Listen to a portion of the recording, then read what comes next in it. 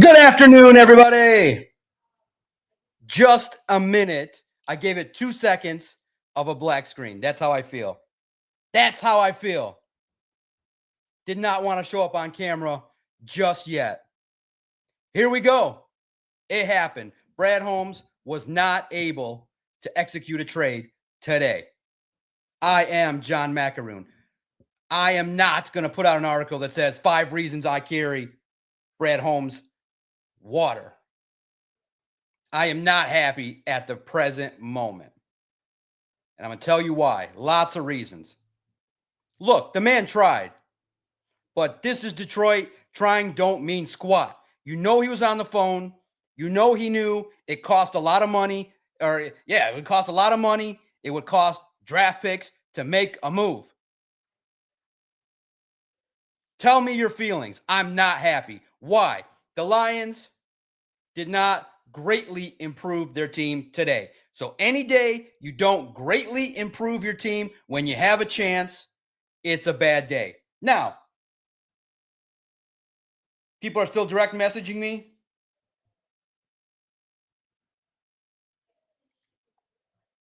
I'm not happy. There's nobody reasonably that's into sports that would be happy today. A writer that puts out reasons that they're happy the team didn't get better, don't read them. Nice people, not sports fans, not understanding what just happened. Now, Brad Holmes has declared that this 2025 team is good enough to win a Super Bowl.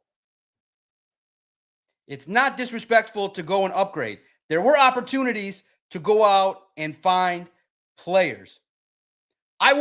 Could you have just waited 24 hours to sign Jack Conley to the practice squad? Nobody was interested in reading that. Now, this football team will win games. All everybody wants is more security. This football team can go on, get on a hot streak, win games. But right now, the feeling that everybody has that naturally should come over you is doubt. A little bit of worry, concern that this football team is going to face their toughest climb to win a Super Bowl. That's all anybody cares about in Detroit. Win a Super Bowl. Did you take a step forward today to win a Super Bowl? No. Again, from the Tigers to the Lions, a little bit safe. Now, the options were slim.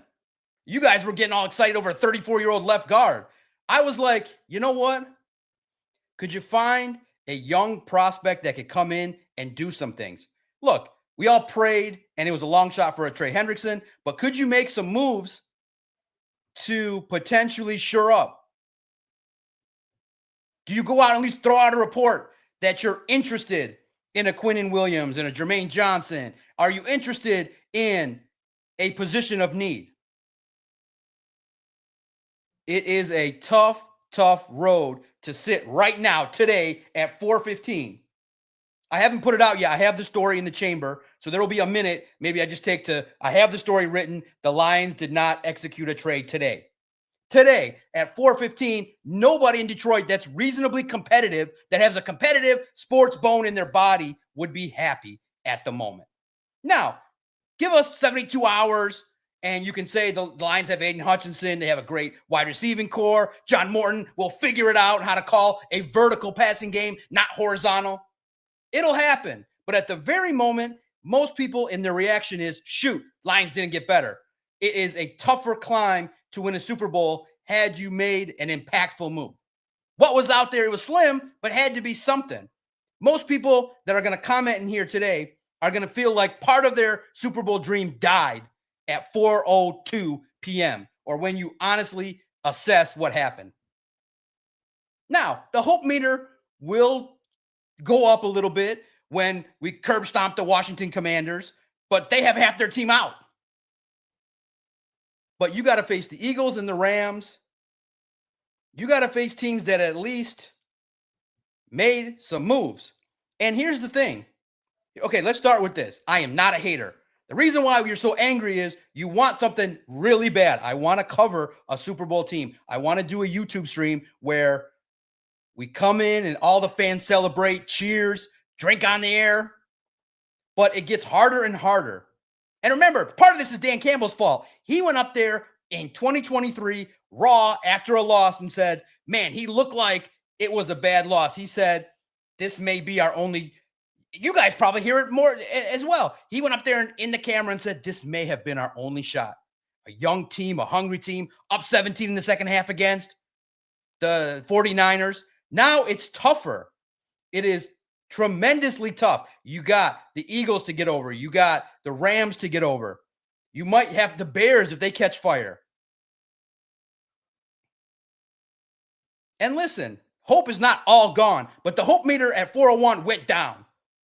And the Lions have to do things in the second half of the year and the playoffs to bring it back up. But right now, the sentiment is it's disappointing.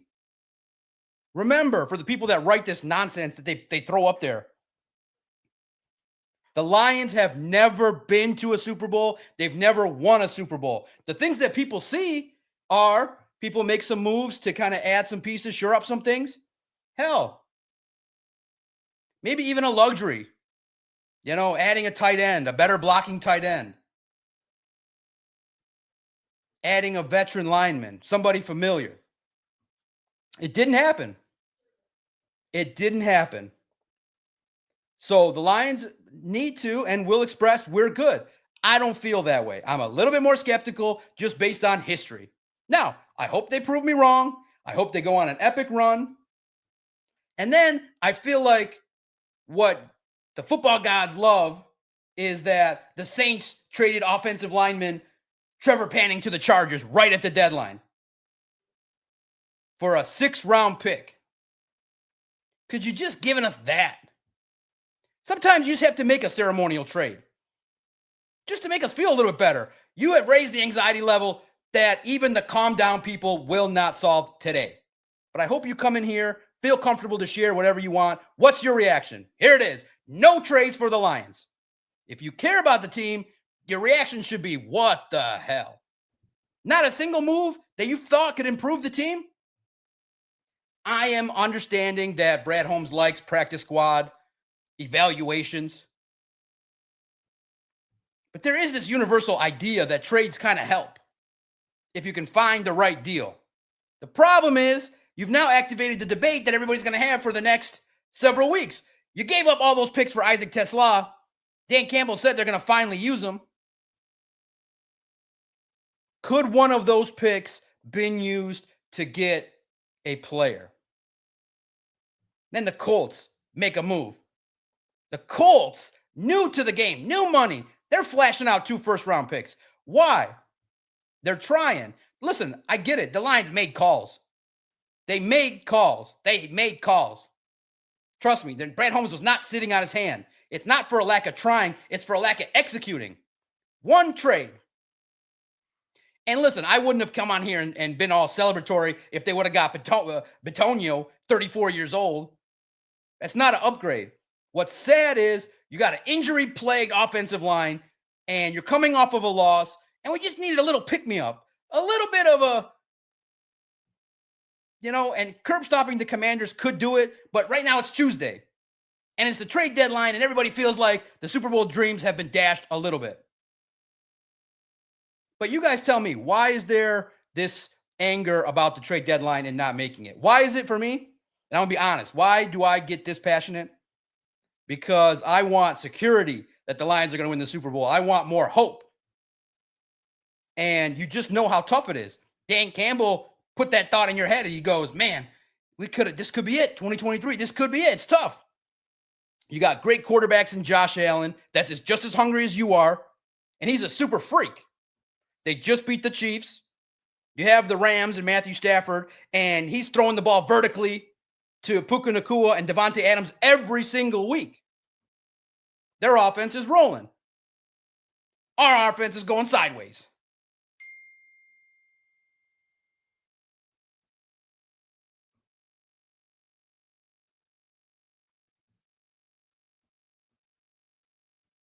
And Viking fans are trolling me nonstop. Reporters, their fans. The Den got complacent. That was a Vikings fan. Nonstop. Ha ha, la ha, nothing, nothing. Ha ha, Brad.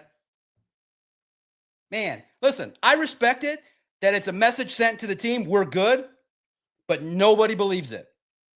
And so now it's Detroit's fans versus the Lions. That's fine. They can prove us wrong. They can prove that today was a wrong reaction, but it kind of felt like the Super Bowl dream died a little death today. That's what it feels like.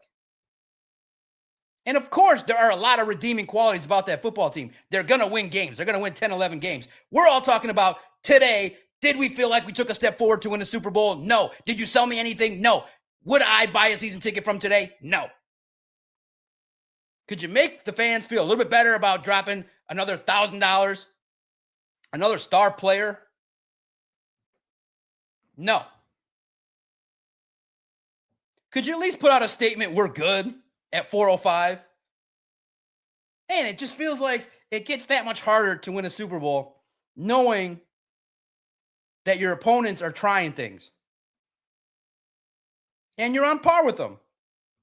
I like being on par. I like being in the conversation. But at times you like to feel like king of the castle. Sometimes you feel like, hey, I wanna be the man.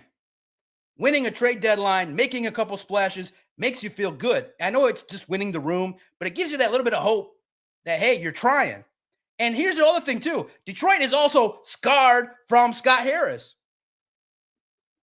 Everybody's scarred from Scott Harris. So there's that in our lexicon.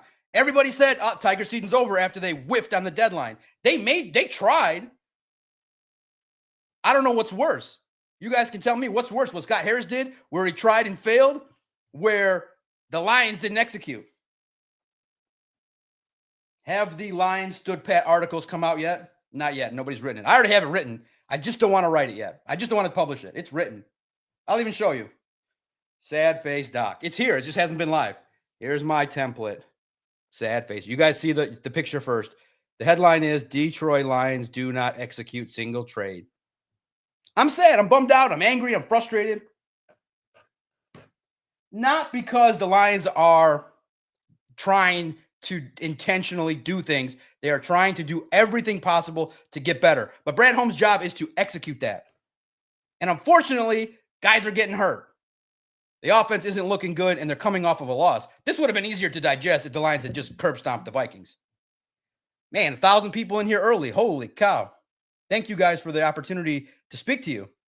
Grant Farragon, shout out to you. DMV5, you know I got love for you. Steve Lehman, shout out to you. I'm going to get your guys' reaction. Cartier, love you. Reversion to the mean. Lions Troll, Corey Patterson. Thomas, Robert, thank you to the 1,000 people in here. Let's have a conversation, man. That's really cool. That's really nice of you guys. I'm just frustrated. This is not a spot where I'm going to write 5 reasons I believe Brad Holmes was correct. You don't feel it. It's hard. You got a quarterback that needs everything to be perfect. That's the other thing, too, I think, that I can reasonably say is frustrating. You got a quarterback that needs everything perfect. Your offensive line ain't perfect, and your offensive coordinator ain't perfect at the moment. Now, there's a long season. This could be forgotten. But right now, we react to the very moment that we're in. And this very moment, it is not good. See you, Desert Sky. No worries, man. I'll be here for a long time after you.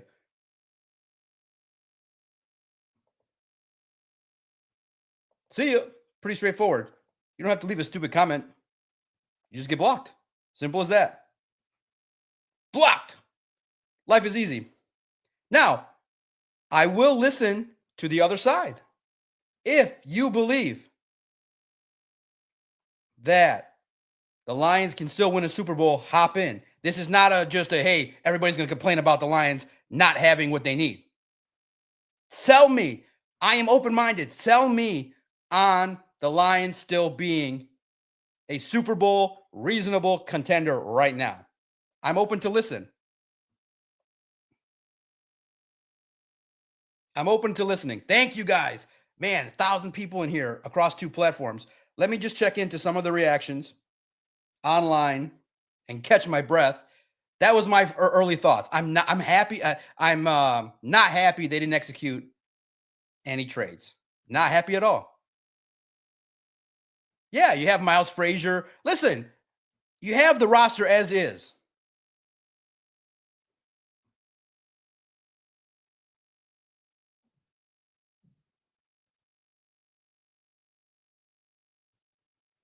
Man, you have the roster as is. And here's the part I think people are frustrated by. There is the belief that going all in sends the message that there is a strong belief that you're close, that you're that you're doing everything humanly possible. But now we have a declarative. The Lions right now, we have a declarative manner in which this general manager sees things. It's one in which I slightly disagree with, and I could be wrong. I'm just a regular guy that speaks his mind, what I think. I am of the opinion Brad Holmes has done 86% of the job beautifully, which is far better than the 5% that the other guys that have done it have done. Drafts, develops, has coaches that reasonably connect to the players. But I feel like Super Bowl winners, and at least the Eagles, draft, develop, sign, and trade. They make trades. They execute trades. They keep third rounders. They don't trade 3 third rounders for a wide receiver that you don't need or use. Now, Howie Roseman has made mistakes. He blew not having Justin Jefferson. He made mistakes. But he gets the credibility of having wins. He has a Super Bowl, so he can make all the mistakes in the world. The Lions are in that rarefied air where they got to kind of do everything perfect. It's not fun to be in the club where the organization has never been to a Super Bowl before. And you feel like you have the pieces. You got a core. You got a nice core that you've developed. You've drafted. Because the team stunk so bad, you drafted high in a lot of years. You got Aiden Hutchinson, Penei Sewell, Jahmyr Gibbs, Jameson Williams. You built a team that can win. I don't want to feel like the Steelers. I feel like the Steelers right now. I feel like the future. If I did the current 8-ball right now, I feel like 10-5, 10-7, 11-6, get to the Super Bowl and lose because some freak injury happens or something. The key person you need doesn't make a play. Right now, the thought process permeating the Lions is you might move Graham Glasgow to left guard, which he doesn't want to do because he couldn't handle the A-gap blitz, and then you're going to put Tristan Colon at center. You're going to upset the apple cart. Is that going to go perfectly smooth? And I feel like the Lions are banking on everything going smooth moving forward. I feel like trading, making some moves, being a little creative, something, nothing. What Brad Holmes is going to do is on Thanksgiving, he's going to go practice squad shopping for guys that they're trying to find diamonds in the rough. There's only so much buffing you can do. There's only so much refining you can do. Talent. These guys are on a practice squad for a reason. I don't think, now, maybe he'll use my words against me. I don't think you're going to win a Super Bowl with 9 practice squad guys you're going to add over the next 2 months.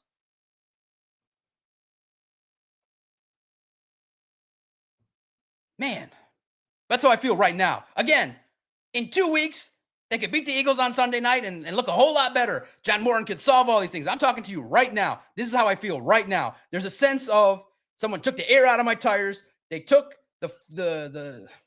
they took a little bit of the fun away. But tell me why I'm wrong, if you believe it. Why am I wrong at this very moment? The Lions did not make a trade. I mean, why? Would you have wanted the Saints offensive lineman? I felt like that was cheap. Was there a trade that happened? And then what sucks is, and I don't know if it's going to be a great move. The Colts go out and trade 2 first-rounders for Sauce Gardner and take on the contract. And the Jets move on from it, and they blow it up. Hell, if the Jets are going to blow it up, ask about a Garrett Wilson. Ask about a Breece Hall. At least throw out a report that you were trying. Something. The Brad Holmes, give him credit. He is sticking to the guns of, this is the team I built. We're going to the dance with the guys that you got. Man. And like I said, if you want to screen grab this and share it, I could be wrong. I am reacting on what my brain is telling me right now. You feel a sense of missed opportunity. And it's because you want the Super Bowl so bad. I want to go to the Super Bowl and cover a team that's going to have a chance to win. I don't know. Just feels like this is the adversity that Dan Campbell talked about. And I feel like you could have solved some of the adversity with some more talent. And all it is really is just every day that's circled that you can improve your team and you don't. I don't say that the Lions got better today. Did they? Does Jack Conley make them better? You know, you're out Christian Mahogany. I look at that as a negative 1,000 move. Okay, you got 500 points back from bringing in Jack Conley, but you lost your starting left guard. And then also, too, you got to also remember, I am fully immersed in this team, like you guys are. I am fully immersed with everything that Dan Campbell says, everything everybody reads. My friend Ben Raven, I love his column. The Lions need to be active. Great column. Go read him at MLive. They are crushing it. MLive and Corey Woods and Ben Raven, they do good work, and they're nice people. Great column. Make a lot of sense. You needed to add today. You needed to make moves. You lost your, and then Dan Campbell says that Kirby Joseph's knee irritation is not getting is not as where it needs to be. It's still there. All right. That's the first 20-minute rant. Did I make sense? I feel like that's from the heart. That's what I feel. I feel like the Lions Super Bowl chances took a little bit of a dip today. Smash that like button for me. 1,000 people in here. There's no Brad Presser today. Let me check my email. And what's funny is the last thing I wanted to do today was talk to Brad Holmes. That's the last thing I wanted to do. Booner messaged me. He's like, is Brad talking today? I was like, I was excited to get on here and vent and complain and talk to the people and not the people that write 5 reasons that this was a great move. I get it. You can make the argument. Trades are tough. You don't want to give up the capital, but drafting is risky. And maybe, if you told me the Lions are going to win the Super Bowl in 2025 this way, I think the Lions would get triple points for just building through the draft, being light at the deadline. You get extra kudos, extra great columns. But today, at this very moment, at 4:35, 4:38, it feels like a loss. It feels like another loss for the Lions. I'm going to get to your guys' comments. I'm not ignoring you. I see them all. Listen, I'm not saying Brad Holmes is not him. There is a fundamental disagreement in which the fans believe that you should push a little harder at the deadline and add some talent. And the general manager, Scott Harris, and Steve Eiserman, and Brad Holmes, they are ultra safe in regards to external acquisitions. It's too risky for them. But what they don't understand, or maybe they don't care, is that there's more favor if you took a chance. It does not feel like, Metro Detroiters got that gambling spirit, that bold spirit. What do you guys think about what Eric Taylor, my guy, is saying? Brad is not all in. But what's the all in for? You can't force a guy to give you a trade. You can't force Trey Hendrickson out of Cincinnati. He wasn't going anywhere. Who would you have wanted? I think the Saints offensive lineman would have been something. Oh, gosh, you guys. You guys in the DMs are funny. Shout out to Eric. Who would you have wanted today? Let's be reasonable. I think the Saints offensive lineman would have been interesting. And then you see the Seahawks getting Rashid Shaheed. The Rams got McCreary. The 49ers got Keon White.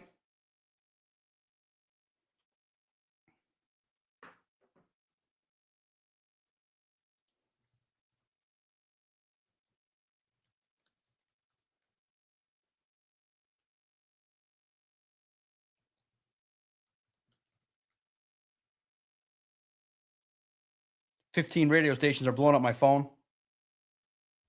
They want the doc to yell on the air." Cartier's like, Hendrickson, Cam Jordan, Zeitler. All right, let me read some of your comments here for the next few minutes. No trades for the Detroit Lions. You guys are firing it up in the chat. I love it. I love reading it.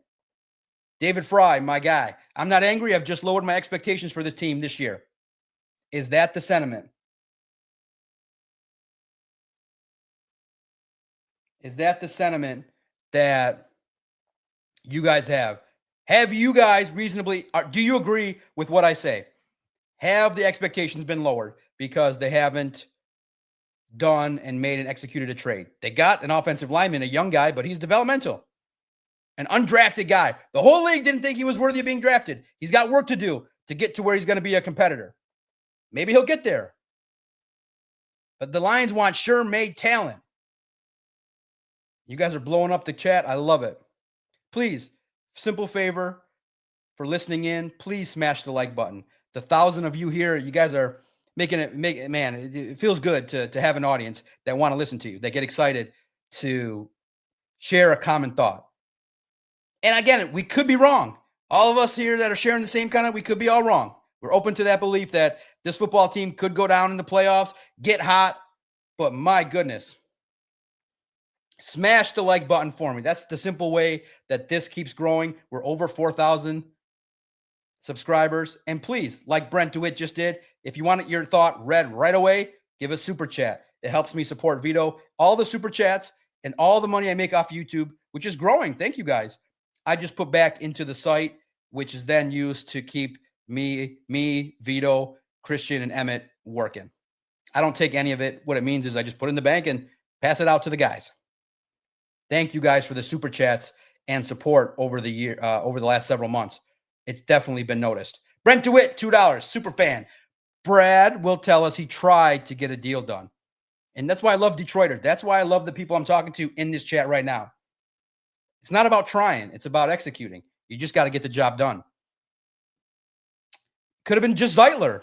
Hey, an old friend. Something. But again, offensive linemen are, that's why I never really got my hopes up. Offensive linemen, nobody wants to give up. It's a premium position. Defensive ends, tough position. You have to give up something. Remember, the Lions are all, and also too, why people are mad is now Brad Holmes has established he's declared his role. And he could be right. But right now, it does not feel that way. The Lions draft, develop, sign their own guys. They minimize trades. They minimize it. They don't, they have high standards, which I respect. I respect him for doing that. Now, if it were me, I just want some of the heat off. I would say, okay, is there a move I can make, a small trade I can make that I can maybe shore up a little bit, another player that can kind of compete, make Terrion a little bit better. They don't feel that way. Now, if we look back and Brad Holmes wins the Super Bowl this year, he's the ultimate OG. He planted his flag. He trusted his team. He trusted his process, and he went against the grain. You got to give him credit for trying it. I just have more doubt because of how hard it is. I feel like it's easier if you just get some talent that you identify, that you want. There has to be one. There's not a single player. That's what's tough to believe too, and I'm being reasonable. There's not a single player in the entire league, not one, that you identified that's a little bit better than a player on your roster that you could execute to give up a 6-rounder for. That's hard to believe. So you guys are flooding me with the facts here. The Eagles got Jalen Phillips, Michael Carter, Jair Alexander. The Seahawks got Rashid Shaheed. The Rams got Roger McCreary. The 49ers got Keon White. The Lions, Packers, Bucks, nothing. The Packers haven't made a move in decades at the trade deadline. Dallas.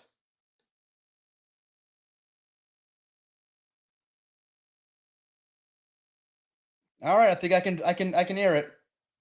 Man, should I publish it or not? I gotta publish it. Boo. Give me 1 minute here. I gotta publish it. Detroit Lions do not execute trade at the deadline. Because Dave Burkett tweeted it, I think it's official. And hell, if I'm wrong, I'm wrong. I don't know what the consequences are for publishing that they didn't get one done and it's 4:45. But truly, thank you guys, first and foremost, for listening in. There's 1,000 people here. Wow. Across 2 platforms, X and YouTube. Smash the like button, hit the retweet. The story is now out. defeated. The Lions have not made a single trade. The Cowboys suck and they made trades. The Cowboys suck and they made trades. Man, to see 1,000 people here is cool. Smash the like button. That's all I ask. Hop in the comments. Enjoy. Like, retweet, comment. Can you win a Super Bowl poaching practice squad, guys? Man, that was a fast half hour. How long am I going to talk tonight? My goodness. Thank you guys for the super chats. Super chats can be as low as $2, right to the front of the line. Thank you guys for all the comments. Now I got to share it. What do you guys think about what everybody's thinking? We're not shy to say it. If I'm wrong, I'm wrong. Did the Lions season end today? Did your belief end stronger than mine? I still have hope, but it went greatly down at this moment. I think it's Eagles, Rams, Lions competing. And you got the Bills on the AFC side that are doing things. And the Colts. I feel like the Colts will give you a game. And it better not be. Listen, if the Lions play the Colts in the Super Bowl and Sauce picks off Jared Goff, forget it. I might just stop my coverage and go on the air right then and there and express my frustration. Man. Thank you guys also for your continued support of Detroit Lions on SI. It's free. Free written content every single day. Videos, analysis, highlights. We post our podcasts. Oh, it's live on the site. The Detroit Lions do not execute a trade.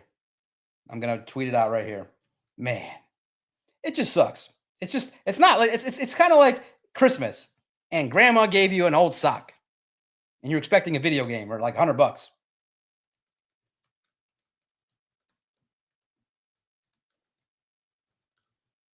They don't execute a trade at the deadline. Boo. What's the one word that you guys have to describe how you feel right now? Do you feel defeated, deflated, angry, disheartened?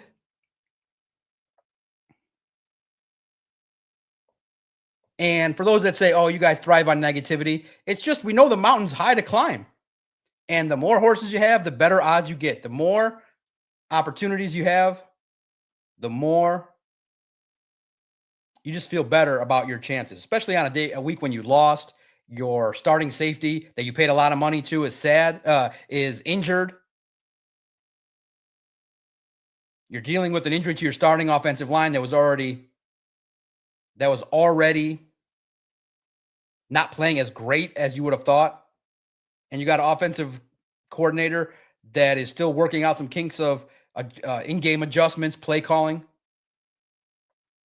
This feels like a missed opportunity to get better. And it's not because they didn't try. Remember, it's just that's the result. No trade. No trades. I'm shocked. I am a little bit surprised. Dan Campbell said they wouldn't be active. I just didn't think it'd be zero. Zero trades. Man, Art Vandelay's deflated. We all see what we are missing. To have 7 guys on our O-line injured or on the IR and not make a move is reckless with all these offensive weapons. And I respect you guys. I think you guys are being reasonable and responsible in your comments. Man, 1,200 people. That's really cool.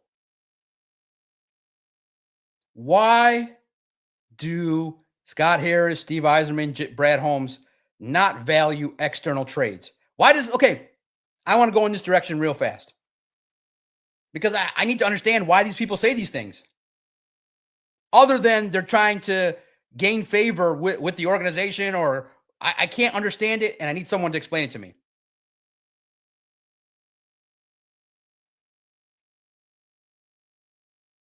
Okay. The highest form of flattery. Okay. And maybe they just can't do it. Their mission is to defend Brad Holmes and their mission is to look at the positive side of things. They just don't see it. They might be right, but imitation is the sincerest form of flattery. Let me tell you what I mean by that. When I started podcasting, the reason why I fell in love with it was Adam Carolla was doing a great job. He got fired from radio. He started a podcast. The freedom that he shared was beautiful. So I said, I want to do it like him. I want to be successful. I want to have people respond to it. I want to be real. I want to be consistent. So I didn't shun the man. I copied what he did. He was very consistent. He put out a show at a regular time. I've done that. Regular show on Thursday. I copied his audio platform. I learned what equipment he used. I learned how he did things. I said, I like what he's doing. And then those that did it successfully, you copy it. And then you say, when you go on interviews, you say, man, I'm not some podcast originator. In 2013, I just knew from how Adam Carolla did it and how I felt about it, how much I love podcasting, that I knew it was going to be a big deal, bigger than it was. I had the vision that I'm like, this is big. This is going to be big. I pretty much knew that a Joe Rogan or a Pat McAfee, I didn't think athletes would come in like a McAfee and then take it to another level. I felt like talented comedians, people in esteemed positions would take it to a level. I knew that. So I wanted to get in. I got in and I knew. And I followed the people that were successful in podcasting. The most successful general manager in the recent era is Howie Roseman. So don't you look at what he's doing? Trading, moving, making moves, draft moves, hoarding those third round picks, moving those third round picks, whiffing on Justin Jefferson. He had an epic whiff. But people are acting like Brad Holmes is better than Howie Roseman. No, he's not. Brad Holmes is entering that conversation. Howie Roseman has architected a team where he was the general manager of a team that got to the Super Bowl, got torn down, rebuilt, and got back and won a Super Bowl. Howie Roseman is the OG. He's the gold standard. So you're not supposed to write that Brad Holmes is making better moves than Howie Roseman.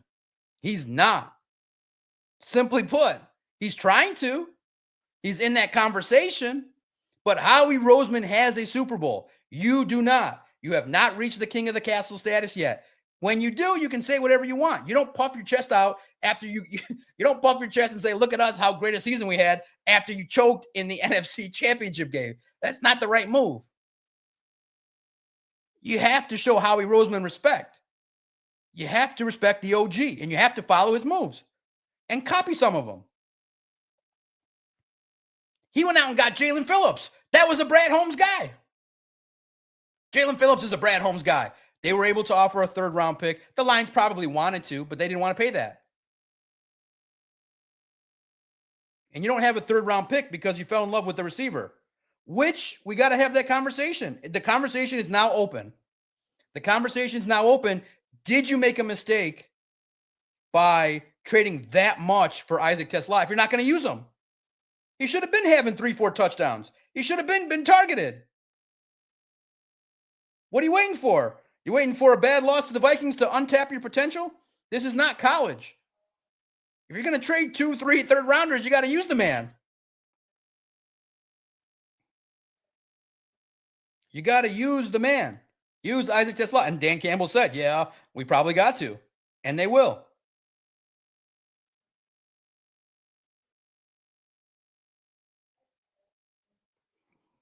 Man.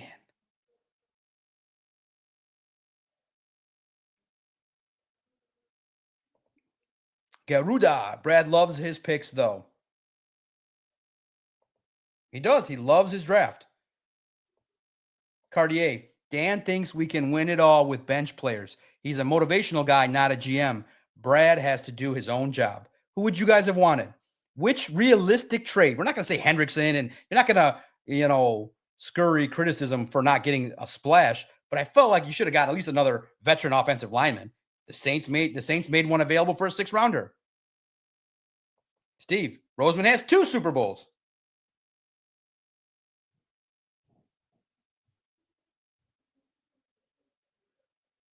Biggins, my man, on X. The Lions are never going to F them picks for a Super Bowl. They want sustained success and just being competitive to keep ticket prices high. There's no time for a rebuild. Ford went all in on electric vehicles and lost big time, so they need to keep the Lions hustle going. Biggins. I love Biggins. I still don't know who this guy is, but he's a great commenter. Corey Patterson. If I'm Dan, I wouldn't give a damn about the end of an era. Get me the damn tools to win a championships. Otherwise, what the hell am I coaching for? Man, you guys have the right visions. And also, too, psychologically, Brad Holmes has also said he's not, that was not declarative, but he said, if there's aggressive moves to be made, if there's a time to be aggressive, I'll be aggressive. Did this feel aggressive to you? It felt like, yeah, we'll try. It didn't feel aggressive. So what does that mean? Does he see this team and not believe realistically they can win it all? I could see that argument. You got a young offensive line. You're maybe 1 year away. You have your starting cornerback that's still learning, just got his first interception, learning his way. You got young coordinators in terms of experience. To me, there's a message that they don't believe they're going to win a Super Bowl. That's realistic. Why trade away draft picks if you really believe that you're in the mix but not there? Because Brad said, that's the part that's tough to read. Brad has said, and then some of it is maybe coach speak and GM speak, but he said, I'm not scared. He said publicly at the GM meetings, owners meetings, if there's a move to be made, I'll make it. I'll be aggressive. He said it. I didn't not hear it. I hear everything. I'm a world-class listener. And also, part of the frustration, if people are wondering, well, why is everybody reacting this way? Part of the frustration is we believe that if someone mentors you, you kind of act like them. Les Snead, F them picks. People like that attitude. People like using 2-3 picks, package it for something, maybe even overspend for someone that maybe is not available that you can go out and get. Would you have wanted Sauce Gardner for 2 first-rounders? Sauce, DJ Reed, and Amik Robertson and Terrion Arnold is pretty sick.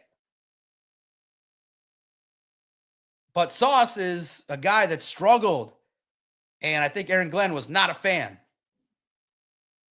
Was there a cornerback that you would have did that for, that maybe you could pry away from somebody else?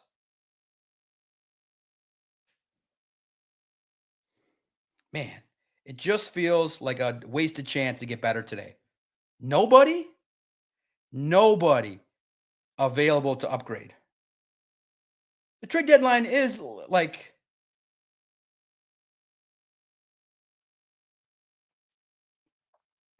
the fans' Christmas. It's like, okay, what are we going to get? You guys were ready to really explode over Joe Batinho. I might have been like the party pooper, been like, guys, this is a 34-year-old left guard. Like, come on. Steve, I will say this. Steve, your point was funny. But to your point, and I'm going to share a little bit of inside knowledge. It's very funny. In years past, and the traffic for the website is very good. It's very solid. We have a loyal core audience that I brought over from 2019. Now we steadily grow with the audience from SI and algorithms and all that stuff. So I've always had a core group of people that listen and like me. So I never needed, that's why people are like, why do you talk that way? Why do you just act that way? I'm like, I don't need a new audience. I have the core podcast audience I built that SI bought. Over time, I started checking out what people wrote about. I never wrote about the practice squad. I never would write, the Lions cut this guy from the practice squad. The Lions signed this guy from the practice squad. But I respect my colleagues, maybe more than they respect me. And I'm like, man, these sites are starting to write, this guy's a practice squad signing, and this guy's I'm like, okay, my numbers are good. I didn't need to do it. And I would always joke with the writers. I'd be like, hey, Ben, this guy signed to the practice squad. Why aren't you writing? While I was sitting there drinking coffee and joking around and clowning around. And then I said, wait a minute. I humbled myself, maybe like Brad Holmes should, and make trades. I humbled myself and said, I don't need to write about practice squad guys. What happens if I do? What are the numbers like? So the thought was, what happens if I write about the practice squad? And so I did. And I'm like, holy smokes. I now know why these people, these writers are writing about the practice squad. You guys read that stuff. You guys read all roster transactions from practice squad to signing. Like, I'm talking about guys that are never going to see the roster, that are going to be here for 4 days. You all read that. So I'm thankful. Practice squad signings keep the lights on and they let me buy some fun stuff. But, that's the quick sidebar. You guys like practice squad, and I give credit to the other sites. They lured me into writing it. It's lucrative. No, not all of them, some of them, but I do try to get as many roster moves as possible. I really like doing this more than writing a story. I love this. This is the joy of the job. John, do you hear this, practice squad? People think that practice squad matters. It does in regards to the way in which they prepare a team. But absolutely, the Lions are not going to win a Super Bowl because they signed this new guy from Boston College.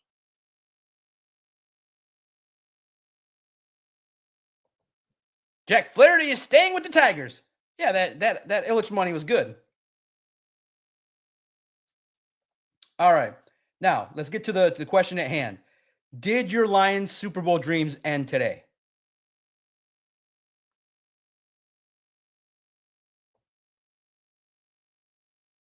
And I respect it. David is brave. He gets in with a little bit of a different sentiment than what we're saying. David is a supporter of Brad Holmes. I respect it, David, but tell us why. Now, I'm going to rebuke and refute what you're saying. All you Brad haters, F y'all. This Lions era is the best in its history and will be a good team for years to come. David, beautiful sentiment, one in which that's echoed by a lot of people. Thank you for sharing it. It takes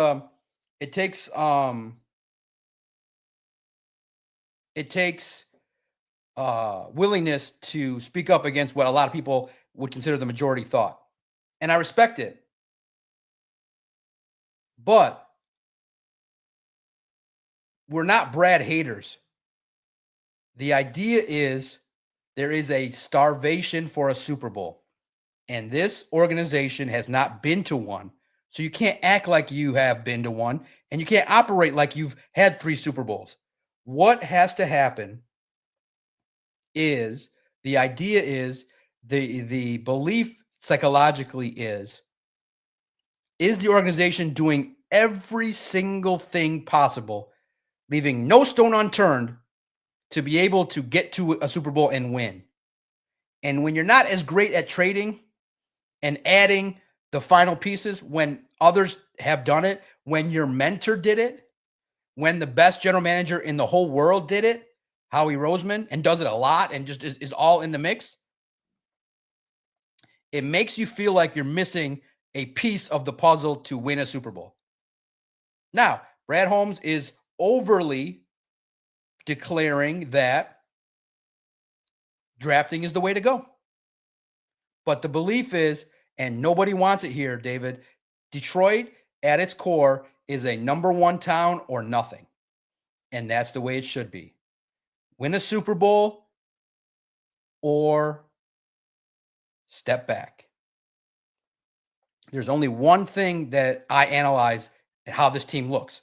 Are they positively directing toward a Super Bowl, or are they negatively directing toward a Super Bowl? Today, it feels like, and off of the Vikings and what's been happening, it feels like the Super Bowl path has been diverted a little bit. And it's disappointing because I think most people believe and fundamentally believe with this roster, if you added 2 impactful players, an offensive lineman and a cornerback, you're right there in the mix. At least offset some of the injuries you got. At least be in the position to do it. Here's the part that people are mad at, David. There's also a belief, and realistically, that the Lions needed a 3rd-round pick to make a deal. They don't have it because he used it on Isaac TeSlaa. It's a little bit of a position you didn't need. You're not using him. You won 5 games without him. You won 5 games without Isaac TeSlaa. So if you covet the picks, then why are you giving up 3 of them for a wide receiver? That's a luxury that you're not even using. This is a full charge, full steam ahead to the Super Bowl year. This year, full steam ahead to the Super Bowl, and some of the moves don't align with the belief of how that's supposed to be accomplished, David. So it's no hater, no general manager. Listen, nobody's perfect. Brad Holmes will admit some mistakes. I'm not perfect, but we're not haters. It's what are they doing? And a great sports team needs to be picked apart. I've lived my whole life for this. I've lived my whole life to pick apart a day like this. You know what I'll be doing in years past? I'd be writing about mock drafts, being like, what are all these college dorks loving about the draft? Mock drafts, where the Lions are going to draft to get better. What's the hope to get better? I live for this. This is great. We're micro analyzing practice squad moves. This is the sign we're in the conversation, David. But the fans need to step it up and ask for greatness. When they win their first Super Bowl, I want two. Ask for greatness. I don't, and I think the feeling is starting to grow. David, I don't want to be the Steelers. I don't want to be 10-7 every year with a second round exit. I want to be the Chiefs. I want to be the Eagles. Super Bowl one year, down year, Super Bowl the next year. And it's hard to do. What's your reaction, guys? Man, that was a fast hour. What is your reaction today? Why are you upset? What is the feeling that you feel, one? And two, why do you feel it? And three, if you totally disagree with what I'm saying and some of the commenters, why do you still have hope? Jerry Jones is out here taking scraps from the Jets with a team that sucks.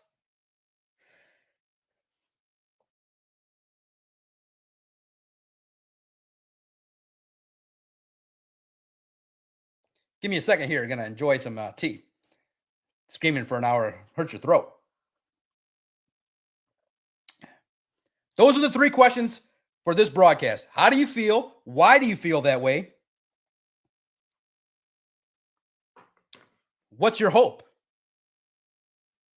Now, you're not going to pack up the season. There's still a season to be played. There's still growth. There's still opportunities. But like I said, the reason why there's 1,500 people here is because you want to listen to me. You feel a sense of relatability. You understand that you can't write 5 things that this is a good thing for the Lions. Get out of here. Why would you write that? Save that for tomorrow, bro. No competitive juices. The Lions are good coming off of a loss where the offensive line stinks and the left guard is injured for 2 months, and you're thinking about putting your center who got old quick to left guard who doesn't like, and things are good. Things are not good. It's okay to say. Or you could say, not as good as they could be. The whole fan base is worried, and there's not a soul on this earth that is going to make anybody feel better today. Nobody's that good a writer. Nobody's that good a podcaster. Other than selling bullshit hope. At least not today. Your whole fan base feels a little bit let down.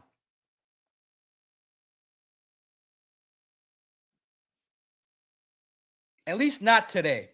Because there's reasons you couldn't make the trades that you decided upon.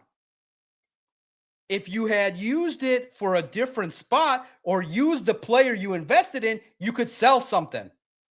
You used multiple draft picks, which you covet, for a player you're not using. And second of all, people are mad. You're using your star tight end in Sam Laporta and your star running back to block. Why is it that a lot of these other teams don't do that? They're star players. They block a couple times, but I don't want Jahmyr Gibbs worn down because he's blocking 15 times. Sam Laporta is a star.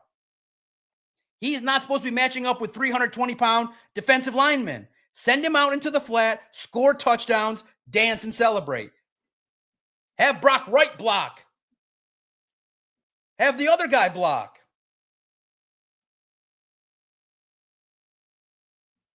You have Jameson Williams, who you paid. You can't get him the football. You can't get him the football, yet you use multiple draft picks, which you could have used to get better players on a guy you're not using. It doesn't make logical sense. It doesn't make sense. And then you're going to say, well, yeah, we want to use him more. Use him now. You're in a division race.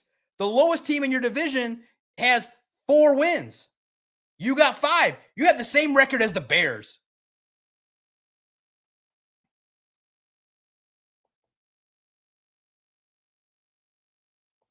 Appreciate you, Mr. Act Like It. And remember, this is just free-flowing thought. This is what we think at the moment. I may change my mind in 20 minutes. This is my initial reaction to a trade deadline that I feel could have been better. It's because we want things to be good. We want there to be no panic and no calm. What will calm everybody down will be when they win the Super Bowl. Then you can say, listen, Doc, remember 2025 when they won the Super Bowl? You went on the air and sounded like a moron.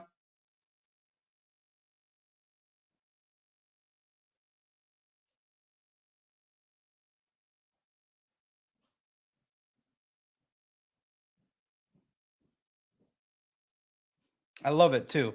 And Dave Burkett had the story up at 4:30. I had the offensive line. He used the photo I used too. So that Brad Holmes, Ray Agnew photo is good. It's getting some work. Man, I appreciate you guys. 1,400 people in here. Please, the free way to support, like the stream, super chats, become a member. I'm really liking doing this. I want to thank first Booner, Lion Syndicate, the Crunch Time Network, Villain, Rocked On Network, all the people that did this that I watched from afar. I said, man, I don't need to just be a silent audio guy. Do the video thing. I avoided it for so long. This has been fun. You feel better. Now, Mr. Act Like It, why are you hopeful? You got to do a good job, man. A lot of people are not happy.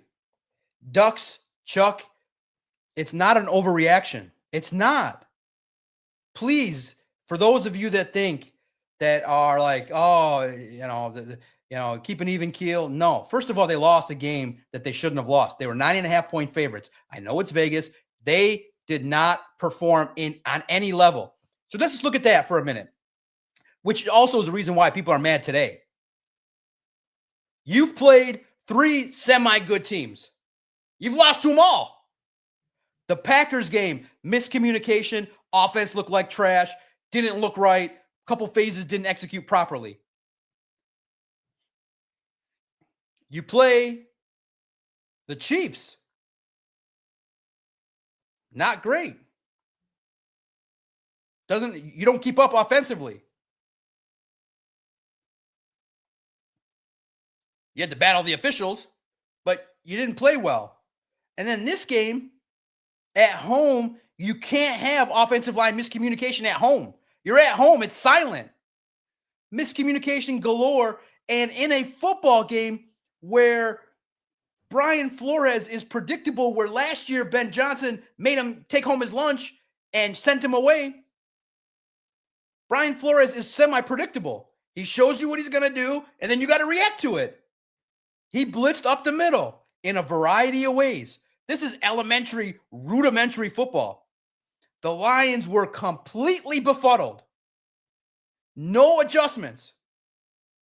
Destroyed by one scheme by Brian Flores. No answers, no adjustments, no corrections. And you have your Jahmyr Gibbs. There is no game in which he needs to be in pass protection 15 times.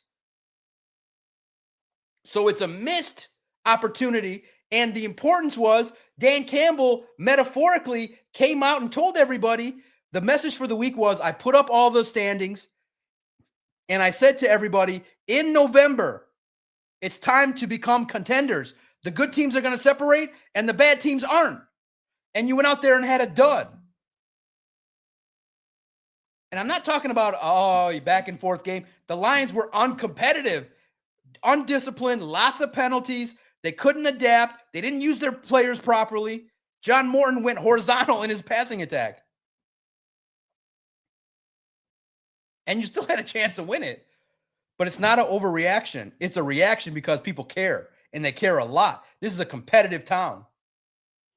This is a competitive town, dude. If you want to drink your tea and go to the other places that'll sell you bullshit and tell you it's great, listen, you can find bullshit anywhere in the sports media world. Remember, too, I want to say this. I'm not taking credit. And I still believe John Morton can correct this. I'm glad it happened. At least it gives him a chance to fix everything. Detroit Sports Podcast told you the reason why John Morton got fired in New York. He did not establish a run game correctly. First half, 10 rushes, 25 yards. Running game issues. Running game issues for the last several weeks. So the issues that he had in New York have now continued here, and you've taken a Lions offense that's a Ferrari and turned it into a Ford Escort. So, my man, it's not an overreaction.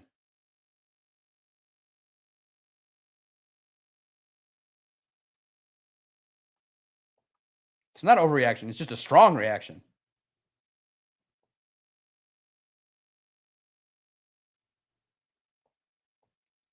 And remember, to your point, when the Lions win, they typically play very well, and it activates the hope of, hey, if this team plays like this against the best team, they can win the Super Bowl. Again, my prism is, what path are they on to win a Super Bowl?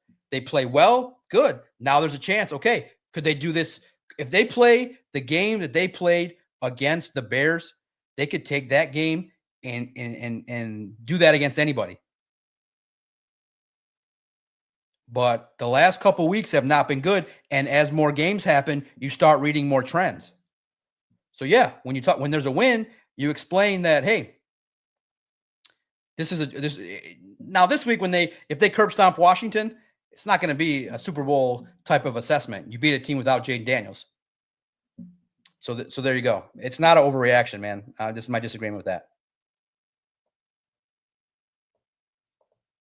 Appreciate you, Patrick. The reason to stay optimistic for me is leadership, top to bottom. Sheila down to the practice squad. This team doesn't tolerate faking it. Appreciate you, Patrick. No doubt about it. Fundamentally, it's a good team. Again, the biggest fear that's been activated today is you've set forth a path of an organization that maybe is going to be 10-7, 11-6, and never win a Super Bowl. Because I think you guys have actually are reacting because you're honored that this football team, there's a belief that it's close. And Brad Holmes could have got it closer. Maybe Brad Holmes doesn't feel that way. Maybe the Lions don't feel that they are actually that close. Psychologically, the message is, and I started to feel that way less and less, that they were going to make a move when Kelvin Shepard said it's disrespectful to talk about trades. No, it isn't.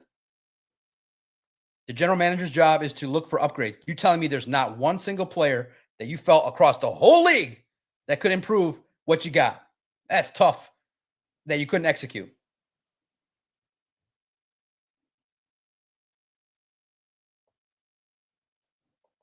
Mr. Act Like It. The team is set. The Vikings got their quarterback. The same team went 14-3. They're still good. Honestly, I wish we'd gotten a tackle during the offseason. But there is no evidence that we won't win. I respect you, man. I respect those that say that. DUX, I respect you.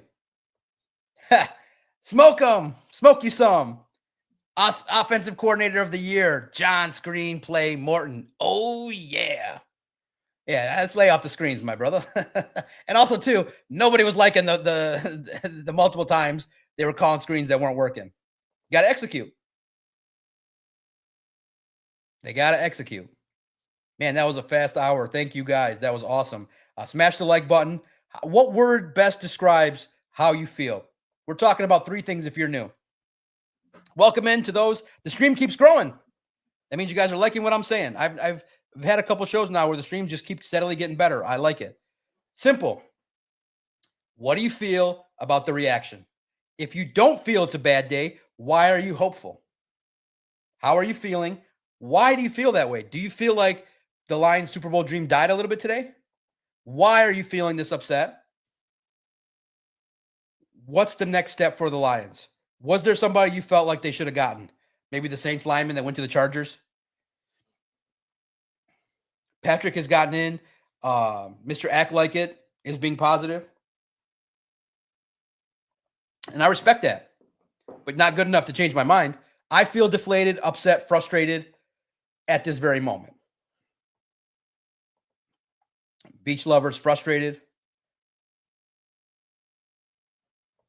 Steve-O, your birthday's tomorrow, brother? I'm going to be on a couple shows. I'll definitely give you a shout out. Steve-O, baby. I'm going to put that in my notes. Your birthday's tomorrow. Shout out to you, my man. Appreciate you. You definitely are always in here commenting, interacting, being respectful.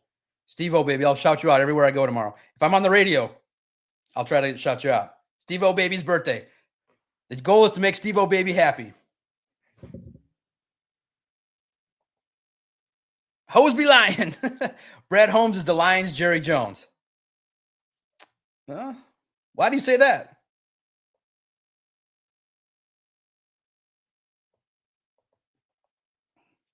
Traded up for Broderick, Manu, and Tesla. Gets in lazy link. That's why we don't have picks to play with. Yeah.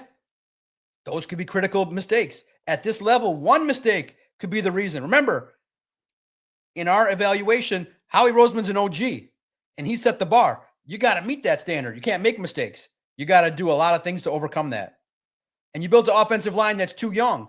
And unfortunately, Frank Ragnow retiring put a crimp in all the plans.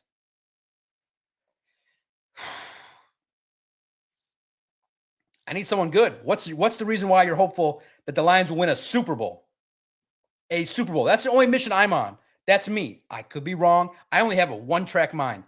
I want to be the best. I want to be the highest paid. I want to be, meet my own standards. No stone unturned. And other teams, and again, the reason why people are mad is Brad Holmes' mentor had F them picks. F them picks from his mentor. Remember, they got Odell Beckham Jr. and Von Miller. And they made a blockbuster trade to get Matthew Stafford. They said, we're not developing a quarterback. We're just going to go get one. Now, Anthony gets in. I think he's like, why is everybody mad? Brad doesn't make moves. He did. Last year, he got Zadarius Smith. The funny part is you activated the thought. Brad Holmes said he did so much work. It took so much out of him. He's like, I ain't doing that. He's like, Browns, I'm going to give you a 6 for Bitonio. He's like, no. I'm like, okay. He's like, I ain't doing that anymore. I'm not going to do that exhaustive amount of work on all these guys. I kid. He's like, I can't do all that research. I'm going to tell you the price. If you like it, we'll take it. If you don't, we're not going to negotiate. And all the teams were like, sure, guy, bye. He doesn't make moves. But Anthony, that's the nature of the disagreement, is the fan base has this belief that if you push all in, the belief is there that you're that much closer to winning a Super Bowl. That's all the fan base wants. There's a hunger, a yearning, a missing hole. I started podcasting in 2013, and I've been a Lions fan and was a season ticket holder since 2000. I was 8 years old, since 1988, right before Barry. Barry got me into the Lions. And the first heartbreak was sitting in my basement, waking up in the early morning, listening to WDFN, and they reported Barry quit. I'm like, what? Barry quit? He faxed in he didn't want to do that no more. I was there when, the Bears kicker, Ettinger, former Spartan great, I believe, kicked it. I was there in the club level, my best friend, club level seats, watching that game against the Bears. All you have to do is win. Gary Moeller, win a game, you're in the playoffs. Ettinger, it plays in my mind how slow that kick in my mind went when it went through the uprights. The fans screaming, I'm never going to support this team. These old men, grizzly men, we're never going to win.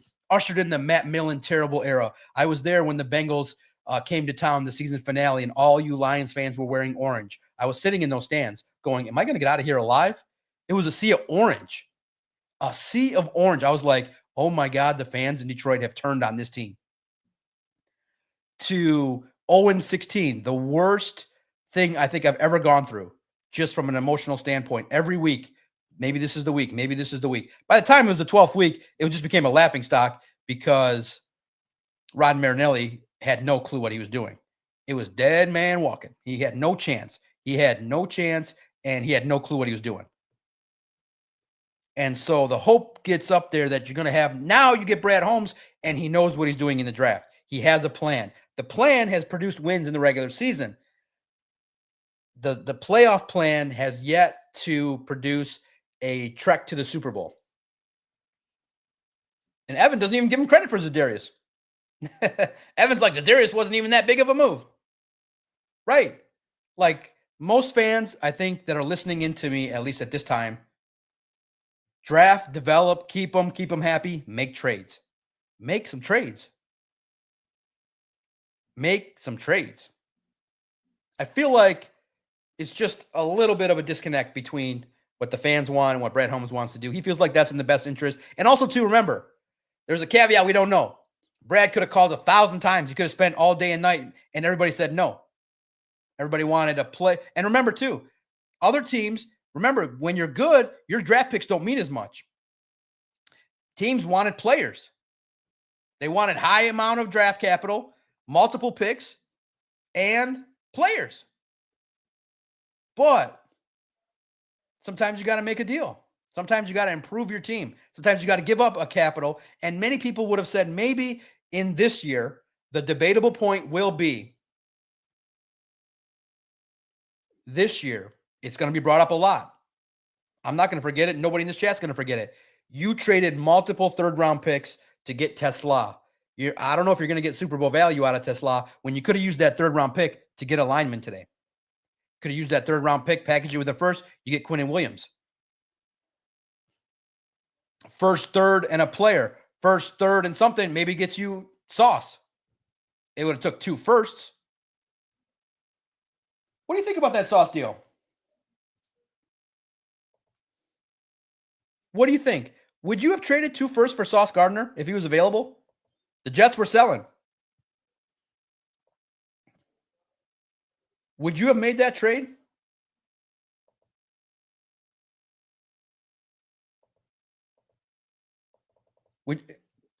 What blockbuster could the Lions have made if they would have given up 2 picks? Should they have given up 2 first rounders, 1 first rounder for defensive end Trey Hendrickson? There were trades. That's what sucked. That's what sucked.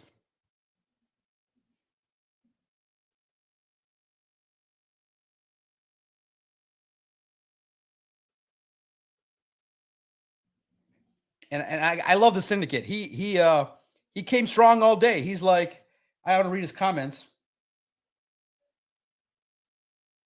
A lot of you have been like on X at Detroit Podcast. Reaction to what? Nothing was done. 0. Just recycle all the Tigers headlines and replace Scott Harris with Brad Holmes. Did Brad Holmes activate your panic from Scott Harris and your anger from what he did? Lazy Link. Colts went from irrelevant to relevant in 1 move. It's a steep price, but I like the trade to go for it this year.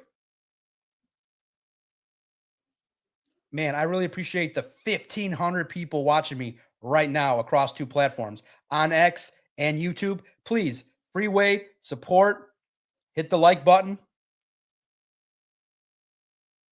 Please smash the like button. That's all you got to do. Just hit the like button, and the commenters are great. Let me give a shout out for a minute here to the commenters because it means a lot to me. You know, I probably be here another half hour. You know, my kids had a day off today, so I want to spend some time with them. Hour and 45 minutes. Maybe I'll go to 2 hours at most. I think I can buy 6:15. And also, too, remember, my views reflect me. You'll always get an honest answer, and I'm always open to discuss the other side. What's the other side going to say? This is a good football team. They've shown us that they can win. They've shown us they can win in the playoffs. But guys, every year is tougher. The mountain is tougher. Selling hope today to me is a little bit tough. A nice 50-10 win against the Commanders. You roll into the Eagles and you shut them up in their own house. We have a different stream in 2 weeks. And remember, the reason why we're mad is fear has been activated that this football team won't win a Super Bowl this year. Intense, realistic fear. It's not unrealistic. And remember, I am a podcaster. I cover the team. I write about the team, but I like winning. I like winning games. I like being a part of a NFL media that covers a winning team. It's so much better. But eventually you have to also pay off these fans that have been hungry for a Super Bowl. You have to pay it off. You love winning at the highest level. 2023 was a magical year. It was fun. And when you do stuff that maybe adds a little bit of doubt is normal. It's a normal emotion because the Lions have never done it. There is a history there with the Lions. And remember, so for me, my season prediction, and it's just me, my season prediction was I felt like this team would get to the Super Bowl, but our next taste of football pain will be a Super Bowl loss. There is no way in my mind the Lions just get to Super Bowl royalty, get to their first Super Bowl and win it. There is no way. My brain tells me I'm going to feel the hurt of getting to the Super Bowl, doing all the coverage, working 100 hours, writing, talking, having the most fun, and then losing a Super Bowl. And then eventually, in another 3 years after that, they'll probably win it. No, it's not my birthday. Another listener, Mr. Mahdi, Hassanin Mahdi, great dude, Ahmed's dad. Happy birthday. My birthday's in March. A person that was typing is having a birthday tomorrow. And I do a show on Wednesday night that I go on, and he wanted to know if I was going to talk again about the Lions. If you saw your son's photo soon, give us a little breaking news. Is it this week? Did he get called? Is he going to come back this week or next week? We know it's soon. We all know. He posted it, and everybody's saying this week or next week, Ahmed's coming back. Let us know. Would be birthday if he told us what day is he coming to Detroit? When's his flight? What day is Ahmed flying to Detroit? Is he already back? If you want to give us a little news, but God bless you and your support. It'll be great. We do get, and also too, we have to, and Hassanin reminds us, we have to present the other side. The Lions feel like they're getting guys back. Davenport, Pascal, DJ Reed.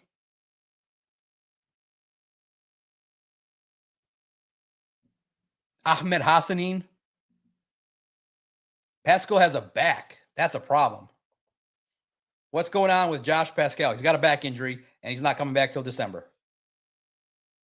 That stinks. But maybe he'll come back.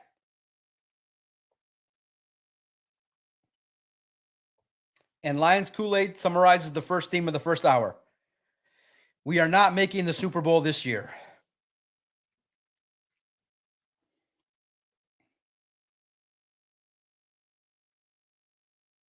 And I wish the best for Conley. Hopefully he develops in this system, gets a chance to play. But he's not going to be as good as Christian Mahogany.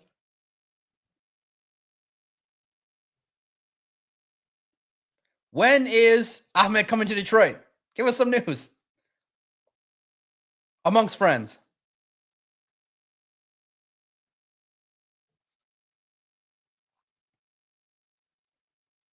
We'll keep it a secret amongst our little Lions on SI community. I won't write it. We'll just know here. Man, I love you guys. The chat's on fire. You guys were activated. Hopefully, my reaction is fair and measured. I'm not screaming. I'm not happy. Okay, now we have to acknowledge the competition. What do you think of these reasons that were sold by another writer?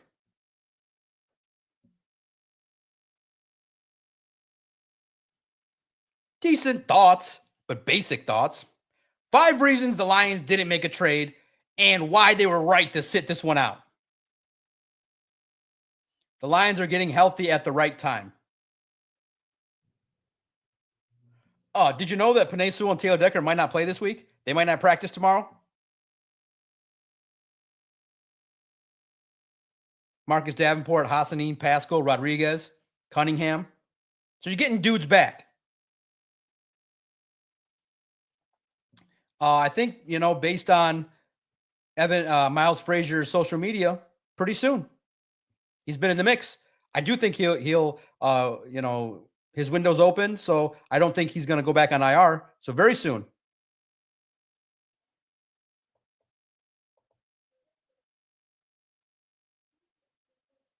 You guys are seeing, it makes sense. Vincent, 5 reasons. LT, LG, center, right guard, right tackle. You like them all, huh?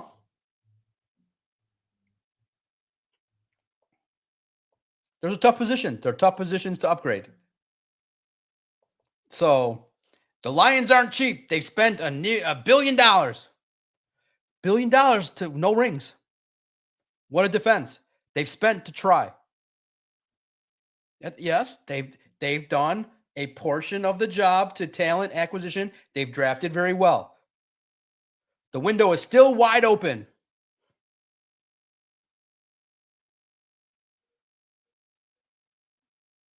Listen, look at this simplistic writing. Get the third down stuff fixed, and the Lions are right back at it. My man, my friendly writer, the Lions have been saying we need to fix third down for 4 weeks. Do they get 9 weeks to fix it? They're in second and long because they can't run the ball because the offensive coordinator hasn't established a running game yet to a consistent level over a period of time. And your offensive line could be without their left tackle or their right tackle, and they're both banged up. So how does somebody just gloss over that and they just ignore it? Just fix it. Jared Goff should just play better. John Moran should just call things that are not a screen. You can't be flippant and you write like this. The Lions hold on to their limited draft assets. This team has been built through the draft. There's no sense in stopping now. Yeah, the pressure's on to win a Super Bowl. I think there's 2 ways to look at it.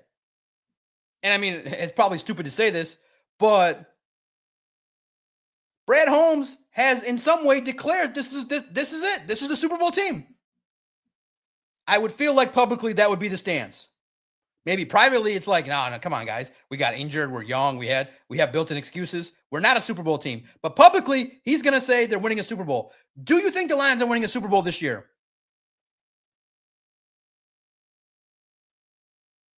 The Lions continue to stick to their ideals. Miles Frazier has, I think, put out today like a prayers, fingers crossed kind of thing today. People are reading into it. Maybe he's coming back soon to play. Let's look at some of the comments under this article.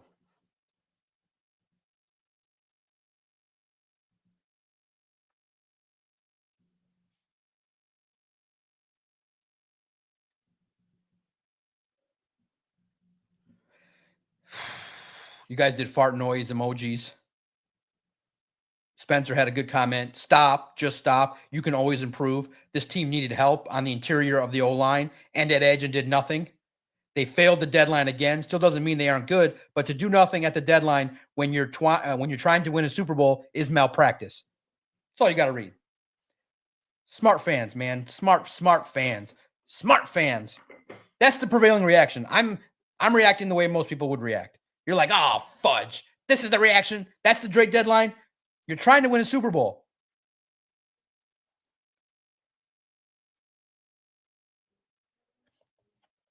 Oh, scouting report.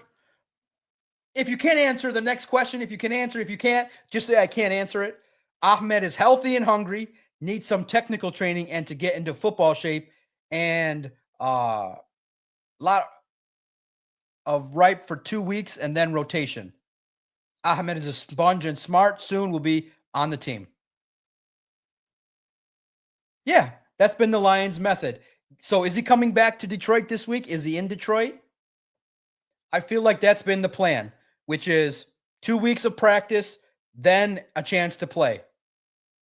That's right, about December, maybe after Thanksgiving. Is he in Detroit right now? Or is he still out? And God bless him and his family. I love the fact that he got you hate that he got hurt. That sucks, but he gets to spend some time with his wife after newly getting married, and you get to renew your passion for football. Get healthy. Second half of the year will be opportunity to help. We need it. Every player possible to help. But like you said, he still needs the training to be a effective defensive end next year. There you go. Never went back. Back in town. He trained and rehabbed in Detroit. That's good to know. That's awesome to hear. Thank you so much for that. And the report is he'll be signed this week or next week. So good news for the Hassanin family. And God bless you and everybody overseas. And thank you for supporting me, man. I know I know reporters and players, reporters ask questions and want to know stuff, and sometimes some stuff you can't share. We get it. You just always say, "Hey, can't share it." No problem. I know that. But I ask a lot of questions. Oh, Mr. Mahdi, you want to know what my day was like? I was texting and back and forth with all these agents, and what do you think about this? What do you think about that? What do you think about this? And talking to all these people in the league. Whew. My phone never dies in the same day. I charged it in the morning at 8 o'clock. It died at like 2 p.m. I was texting so much. What do you think about this? What do you think about that? What do you think about who's going to trade? So, guys, I can share a secret. Okay. So, a lot of you asked, why did you ask if the Lions should trade Alex Anzalone for Jermaine Jones? I caught a little wind from a source.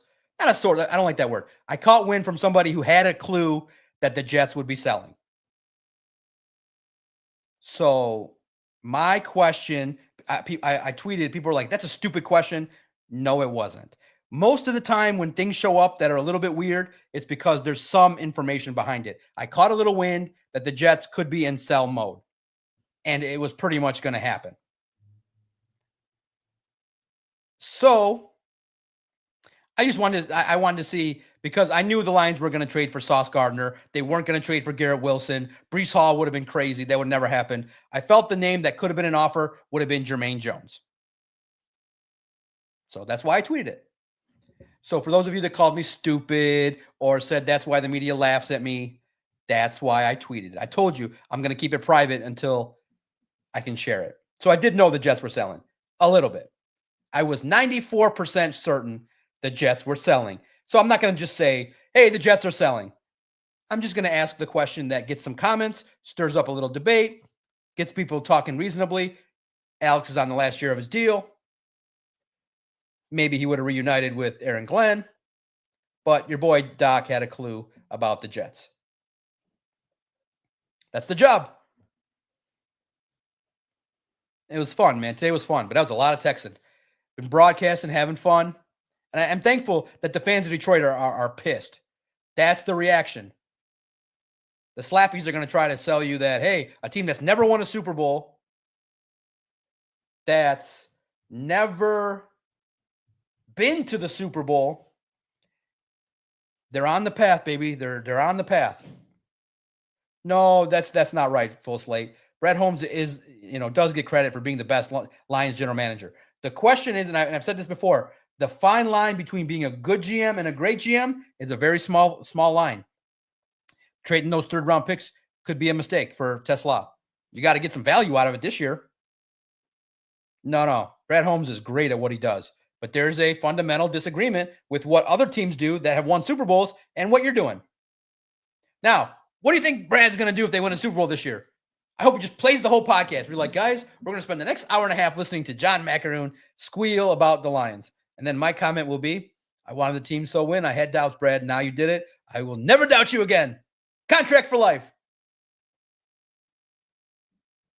And remember, do any of the other podcasts have Ahmed Hassanin's dad giving you information? It's because we're Hadid. Doc and Mr. Mahdi are Hadid. If you know, you know. We are Hadid. Indeed.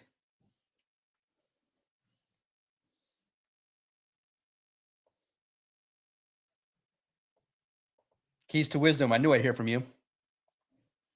And I think you guys like the stream because I like talking to you guys. I don't just talk for 2 hours to the screen. I like talking to you guys. You're my peoples. Message in the comments after the show's over. What did you think of today? Today was, according to the Keys to Wisdom, today was a very bad gamble. Jared Goff is in the window. This offensive line cannot protect him or run it. You need a guy today, no matter what, not Conley off his couch. And also, too, psychologically, people are like, Brad, you really, really, really let it slide today on the deadline that you picked up a guy that hasn't been on a roster since September 30th? You could have let that one slide. Just tell the agent, hey, Keep that shit private. Today's not the day. This fan base doesn't want to hear that. Can you do, like, half the time nobody wants to hear PR? Today you needed some PR. Keep that shit private, like Tom and the agent. Keep that shit private till 9 a.m. tomorrow. Nobody wanted to hear about a practice squad signing on the day of the deadline. And I didn't want to write that. Brad, you owe me one. You know how many who's I got? Who. It was an owl in my house. Who. You think I know? I don't watch Boston College. I watched Michigan State beat Boston College.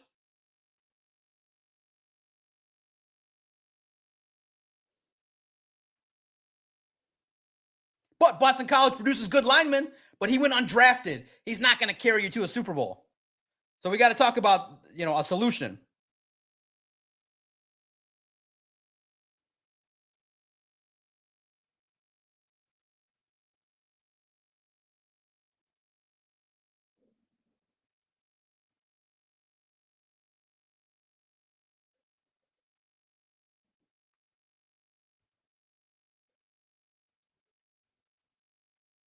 Man.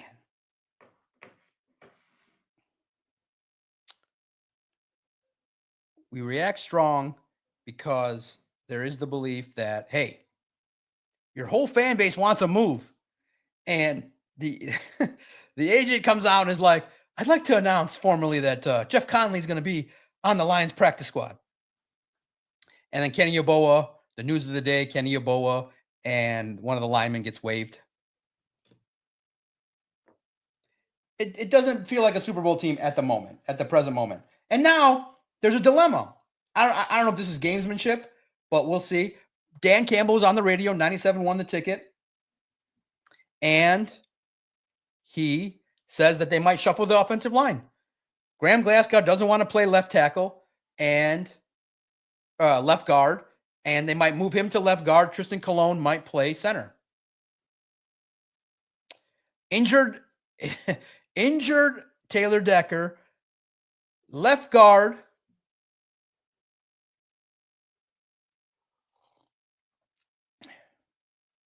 Graham Glasgow, Tristan Colon, or Kingsley competing for center.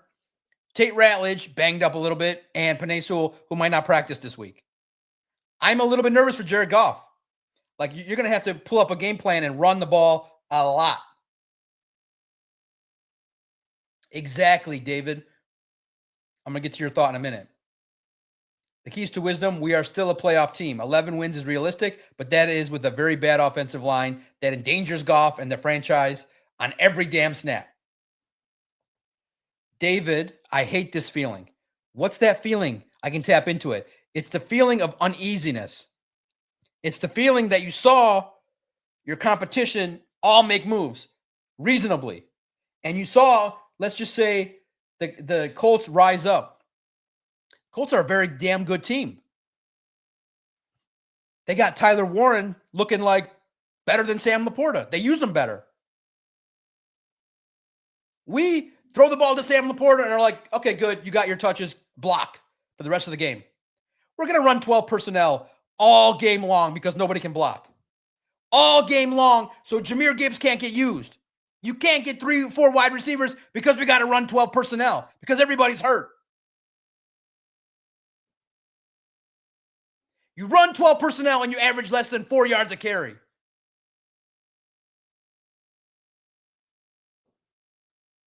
Twelve personnel is not intended to do that. 2 tight ends. Blocking. Can't block. I thought the problems on third down were easily correctable. According to the Lions, they haven't been corrected. You can't play like that. That's just going to activate how bad they if you go watch that, and for me, I don't know why I like the last couple years watching bad film more than the wins. But you just go, wow, they didn't pick this up. Wow, they didn't pick that up. Wow, the miscommunication was really bad. Wow, 15 times Jahmyr Gibbs is trying to block a linebacker with a 5-yard head start. What on earth is Jahmyr Gibbs should have been like, stop it. Stop calling for this. J-Mo gets garbage time yards. You can't hand the ball to J-Mo. Wow, one time they called a play where they identified it was zone, he got to the middle of the field. One time.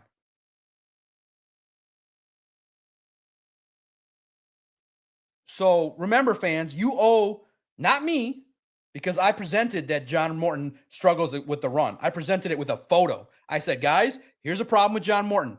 And also, I asked the question, which was pretty, in a way, not worded right, but I asked the question, is it feasible to run last year's offense? Why did I ask that? Because there's a fear that the offense is going to look like this. I want you to copy, but you can't. Without Frank Ragnow, you can't do it. So it's not feasible. It's proof's in the pudding. Last year's offense might be the zenith. It might be the zenith. A healthy Frank Ragnow, a young Jamo Amon-Ra. Last year's offense with a genius of an offensive mind. You do miss Ben Johnson. It's not a seamless transition. There are bumps in the road. So the feeling you have is impending doom, that it's going to be bad. All right, let's shout out real fast. Take a minute. Kevin Jeffrey, Brian Brady, David K, the keys to wisdom. Maya. Doc, is it true Kirby could miss more time?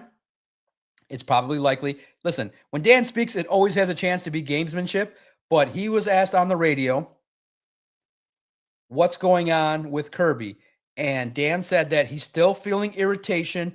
It's slightly better. Tomorrow will be the first practice. We'll know about if Kirby's out there. I think he's going to give it a chance, but he could miss more time. It's very realistic. You could go into this game without Kirby, Taylor Decker, and Panay. I think they'll all give it a try, but there's a chance that this week they could be out, because the Lions feel like, wait a minute, even if we have some, we should still be able to beat the Commanders with all those injuries. You might not need all three. Mike McDaniel for OC from Wingnut. Man, one bad game, and a lot of people are not happy with John Morton. That's for sure. The Dern, this is not a Super Bowl winning team.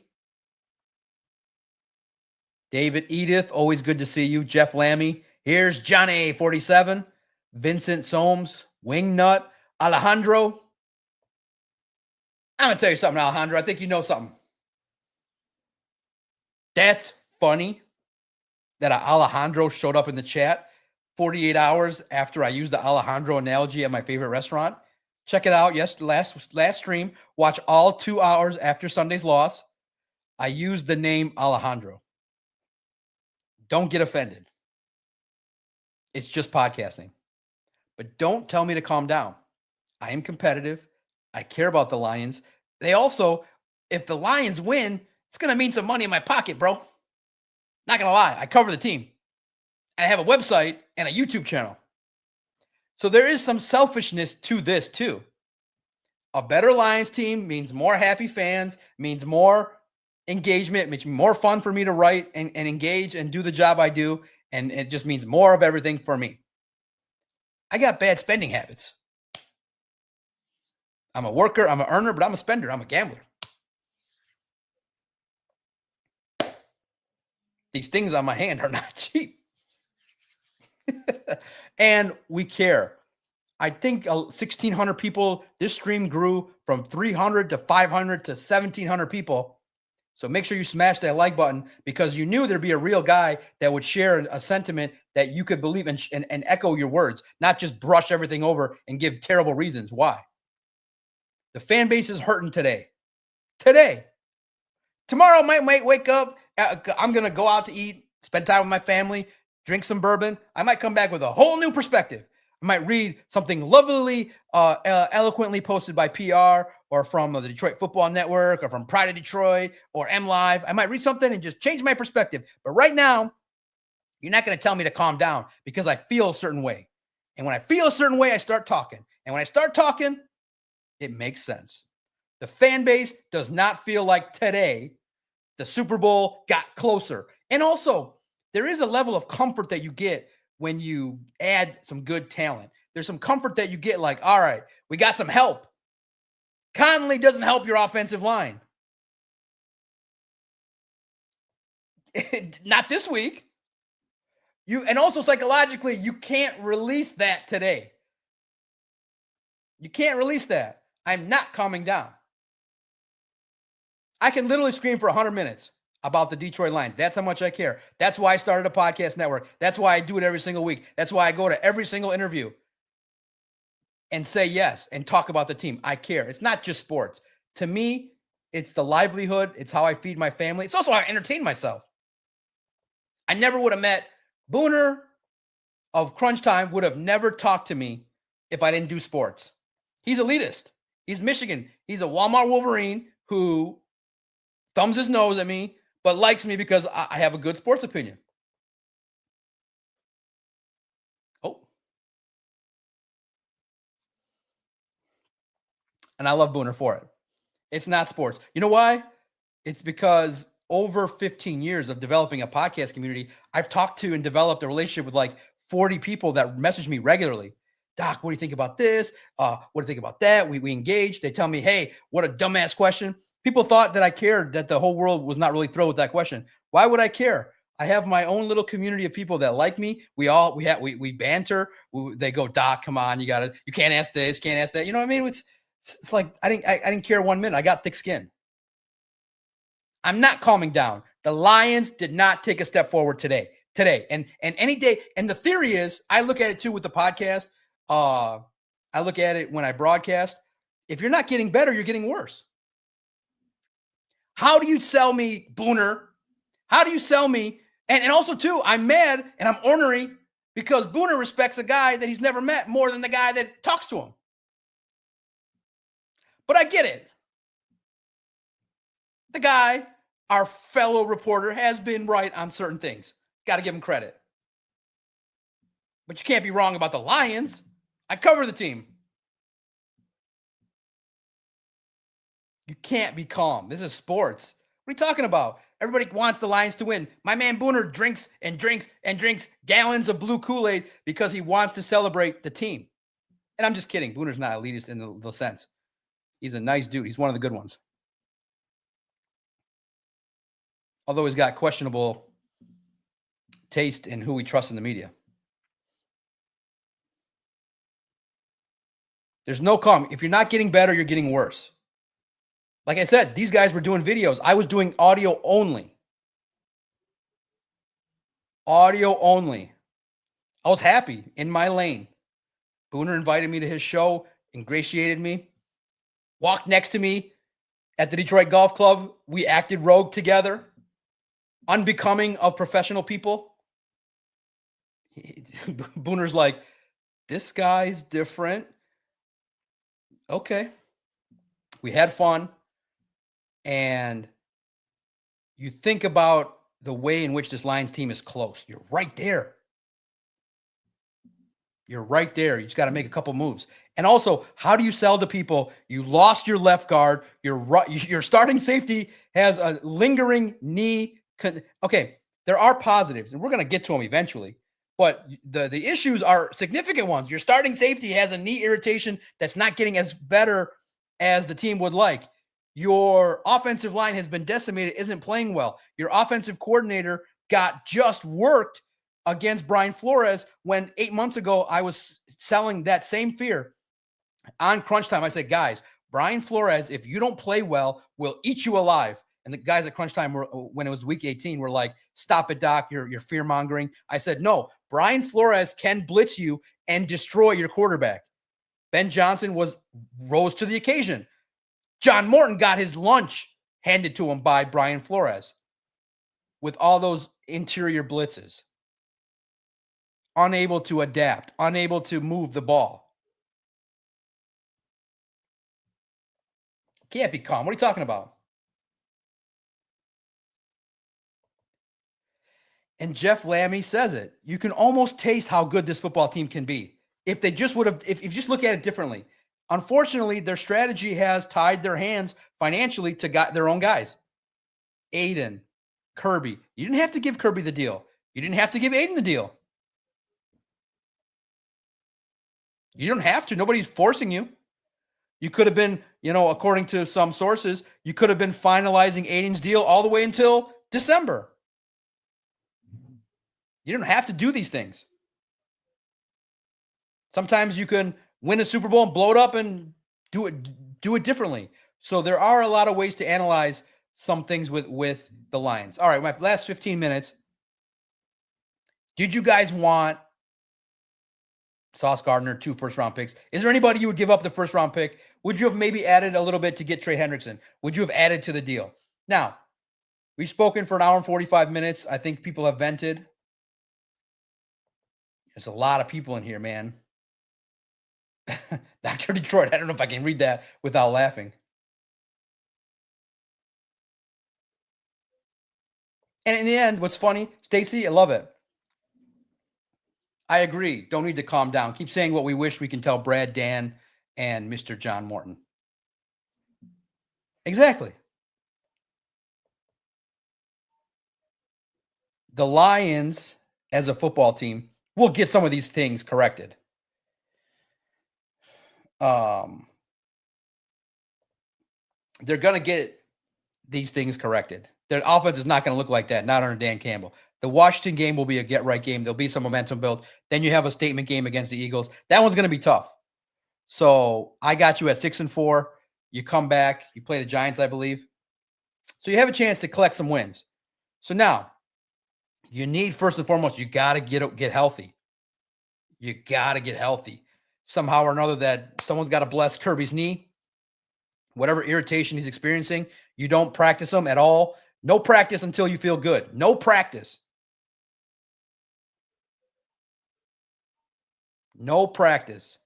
You got to correct this offense. The offense has to, when it was wrong, you have to set up the run with the pass. You got to have some play action game. You got to have some more creativity. You got to address the way in which the pressure is going to come. You're going to face interior blitzes until the cows come home. These are basic defensive principles. You got to maybe open away from the 12 personnel, do a little something different. Open it up a little bit. Hey, the screen game can be utilized if everybody executes properly and blocks. First and foremost, when you have 2 guys shift and you get a holding call on the same play, that's a bad week of practice. That means you were not disciplined. You were not attention to detail. Ben Johnson would have yelled that if that would have happened in practice with Ben Johnson, those guys would have been in a heap of trouble.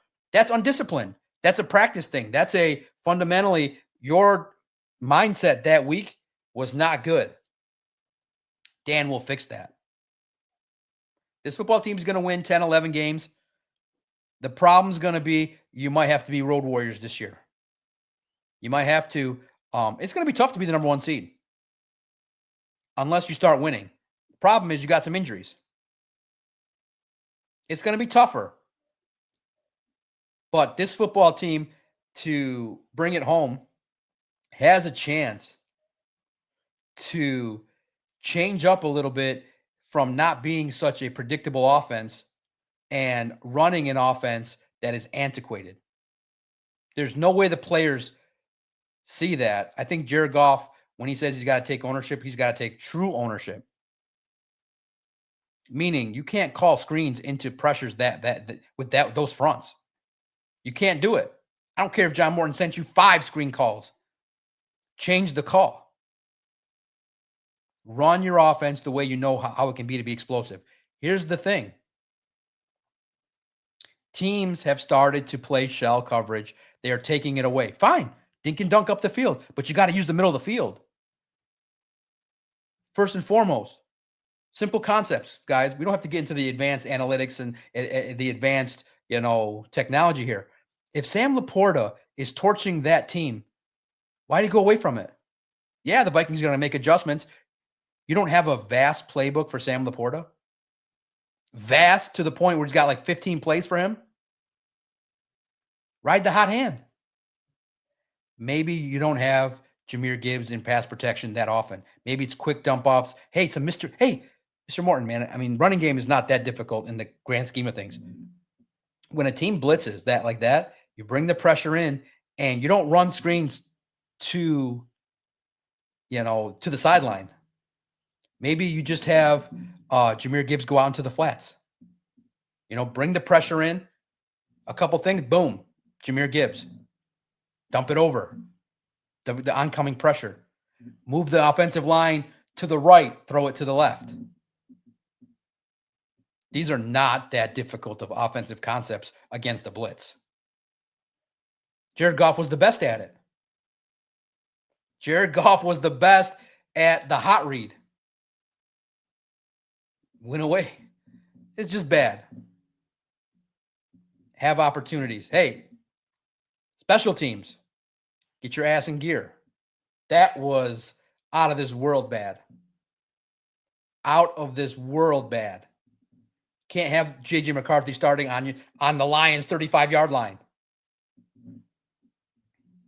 Marcus Mariota is not beating the Lions. No way, no how. Open it up a little bit. Faster pace. Be less predictable. You can't have 3rd down and 5 every single time. You got to have good plays on 1st and 2nd. Boom.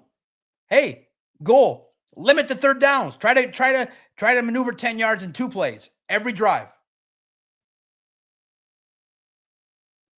David Montgomery is going to do some things. You're going to get back to your strength. You're going to win the battle. Look, remember, guys, that film was so bad. The Lions' trenches were awful. They were getting bullied.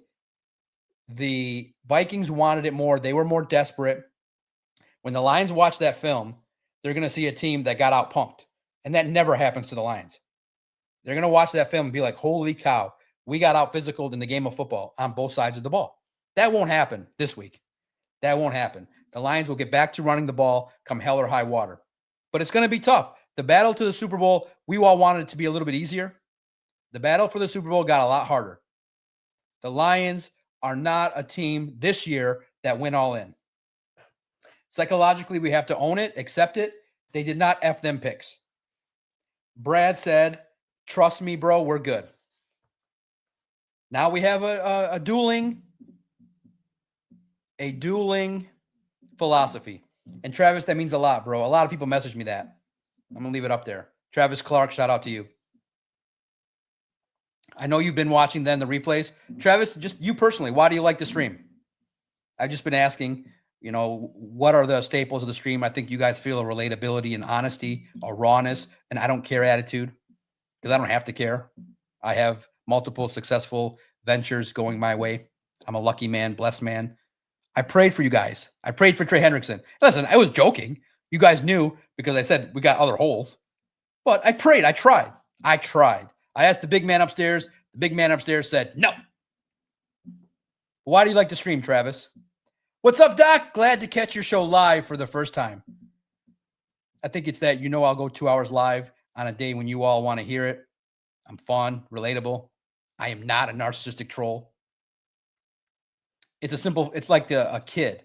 If you tell me I'm a narcissistic troll, I'm going to act like one. But I'm not that. That's the funniest thing is that I can act like that and get some people to believe it. And then put it in a comment and then share it with other people. I'll share with you guys, my friends. I'm good at sports. I'm good at podcasting, but I'm great at psychology. Great. Elite. And for everybody that's wanting to be in media, take a look at psychology. It'll help you in your ventures and how to deal with people, how to handle things, how to portray, how to handle the ups and downs of this crazy life.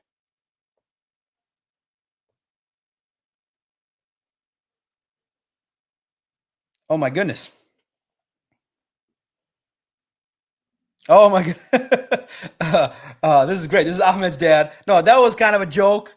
I was joking. Doc, you're old school in one of your old broadcasts. Heard your wife wants to go to Dubai. What about I invite you and your wife to come to Egypt when they come next summer to see the biggest museum in the world?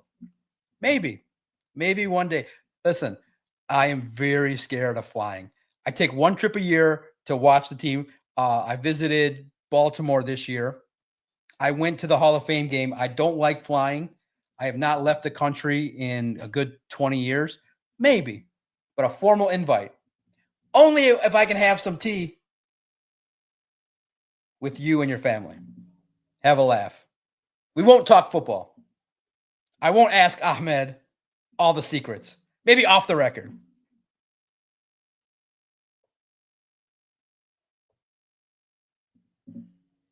That's really nice and kind. Thank you. Listen, I got to travel more. I'm young. I'm only 46. I have to branch out. I'm working on it. It's expensive. I gotta work on it. Thank you for the invite. Yislamu. Man, that's really nice. I'm gonna keep that up there. I'll take a picture. Message anytime. Ahmed's dad. Remember, I'm one of his favorites. He loves me. Ahmed's dad, shout out to you. Shukran, man. Shukran, Habibi. We're fellow Habibis. Hadid, I love it. Travis, because you're one of the realest, you speak your mind, don't care what people think, and will get the facts about Detroit sports. And that's the nicest thing you can say, because that's the real mission. The rest, too, you guys got to remember, I'm a wrestling fan. I know how the heels act. I know how the baby faces act. Those that know. Those that don't have no clue anything about me. The best thing is the media thought they think they know me, and they spit stuff at me in text. And the funniest text I've ever sent was, "Bro, how are you going to tell me I'm a bad therapist in the past? I'm a good therapist now." Man, you have a big ego for a previous therapist. I'm like, my man, to our point, the more you know, I'm still a therapist. And I think they got the message. You should probably learn about the subject before you start hurling stupid accusations. Brother. It was funny to me. I mean, no hard feelings, but it's funny that a journalist would not know something and then act on it and talk on it.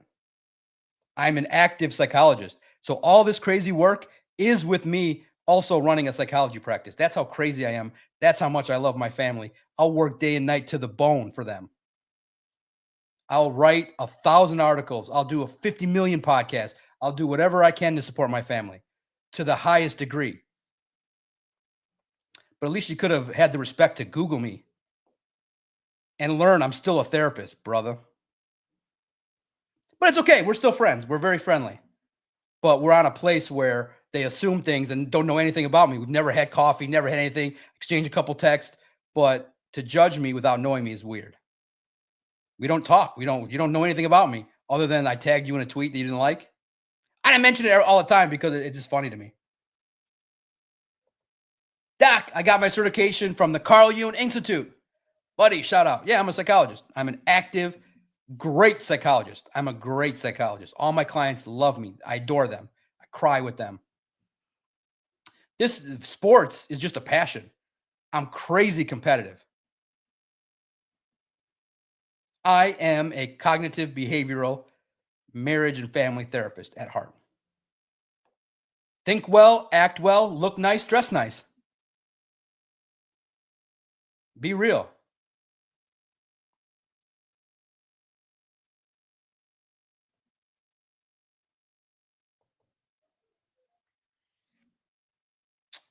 How would I do that? How would I get you my number? How would I do that? Someone share. If I wanted to share with Mr. Mahdi my number, how would I get? Oh, you know what? I'll text Corey. I'll say, hey, sorry I haven't messaged in a while. I know you're busy. I will. It's the same number. Just ask Corey what my number is. I text Corey. Corey, if you message him, he'll give it to you. That's my number. See, we always have it. I was like, wait a minute, how do I do that? I've texted Corey. Tell him I said, what's up? Said, sorry I haven't messaged, but I wanted to respect his privacy. Because I can be annoying. I have I have a lot of free time, so I'll be texting, what's up with this? What's up with that? When's he coming back? I don't want to bother him. Dr. Detroit, no, it's wrong. He's a general manager. The operation of the Lions is running smoothly. The operation of the Lions is running great. He's a GM. We just need the final piece from being a very good to upper echelon GM to being elite. Elite GMs win Super Bowls. Remember, he's also learning on the job. It's his first job, his first 5 years. What a great 5 years. But to be good is one thing. To be elite is something else. To be elite, you might have to finagle a move. Maybe not draft an Isaac Tesla. Maybe you draft a different piece. Maybe you keep those third-round picks. You keep them too today. You package them together and get a player. But Brad Holmes, it's a very fair strategy. I mean, I'm not going to lie to you. You fall in love with the people that you trust them, you do your job. I'm kind of in the same boat, but I also take risks. If I just want to play it safe, I had two guys that I knew deeply, Christian and Vito. I developed a relationship with them. I know who they are. I know how they tick, and we worked together for 5 years.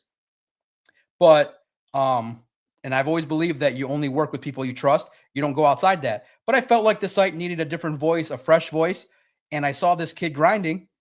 And I always said, I'm only going to work with people I like and know and cultivate and know me and know everything about it. But I said, like, you know what? I want an outside voice. I want somebody that doesn't know me. And I met this kid, Emmett Metavosky at Michigan State, and the guy tweeted his ass off about Michigan State. And the man didn't let me talk.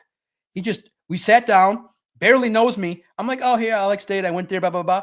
And like 30 minutes later, he finally took a breath and stopped talking. I'm like, my God. That guy had so many thoughts come out of his mouth. I didn't listen to all of it. I'm not gonna lie to you. I'm not gonna lie to you, Emmett. I didn't listen to all that. But he just talked and football and this and that and where that. I was like, wow. I read his work. I said, I want to work with this guy. So I reached out to him and said, hey, do you want a job? I just reached out and said, hey, you're covering State. I like the way you do your thing, and let's try something different. It's worked. He's a good writer. Good content, smart guy, hardworking, loyal. Good dude. You got to try some new stuff. I feel like the Lions don't like trades.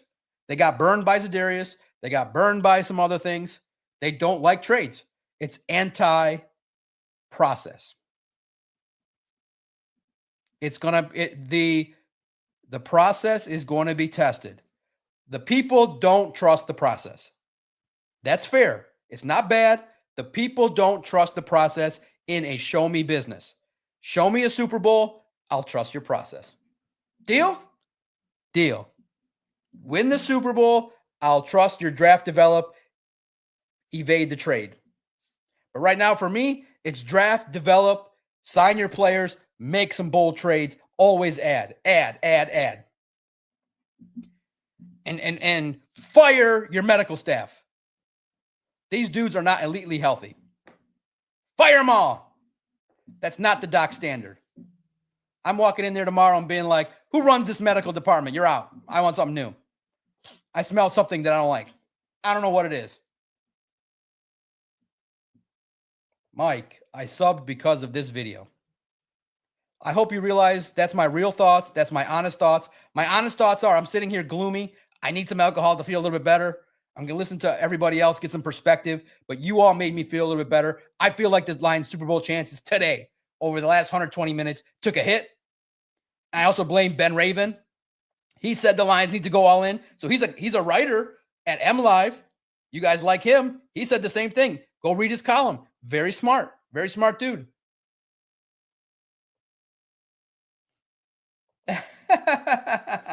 Brent, you are only a narcissistic troll when you don't agree with me.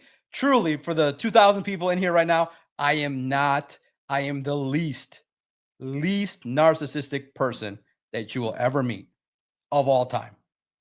But if you intro a comment with, you suck at your job and everybody laughs at you, I am going to bite back. Simple as that. You bite me, I bite you back. Pretty simple. You ignore me and act like I don't exist in the media, I'm going to bite a little bit. That's all. You can't make a list of people and tell them who to trust and leave me off of it. Sorry, it makes me salty. You can't do it. It's not reasonable. It's not fair. But when you do that, it actually helps me because I'm Amon-Ra like that.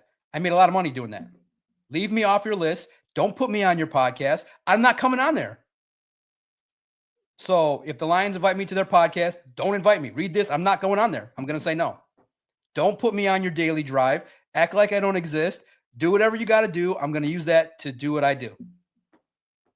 And that's be me, act how I act, get a lot of people to talk sports. And when news happens, a couple thousand people will chat with me. That's a good lane to be in. I'm good with that lane. Yeah. Like I said, I'm not the last on anybody's invite list. I'm the last one. I'm not getting invited. But if you would happen to maybe message them and say, hey, why wouldn't John Macaroon show up on the Bright Blue Lions podcast? They can't control what they were like. We have sponsors, bro. We can't put you on there. You would say some things that are inappropriate. Absolutely, Jeff. DM at Detroit Podcast. I'll go on any podcast. Any podcast, I'll try to go on. 15, 20 minutes. Let's have a chat. Absolutely. I'd love to. It's an honor. Evan, I don't know if we make it, if we can get it fixed by next week or by the playoffs if we make it. It's going to be a process, man. That offensive line is going to be something. All right, guys. My time's up. 2 hours flew by. It's family time. It's bourbon time. The Lions have put a little cramp in the style, a little angry today, but maybe the sun will come up tomorrow. It'll be a different vibe.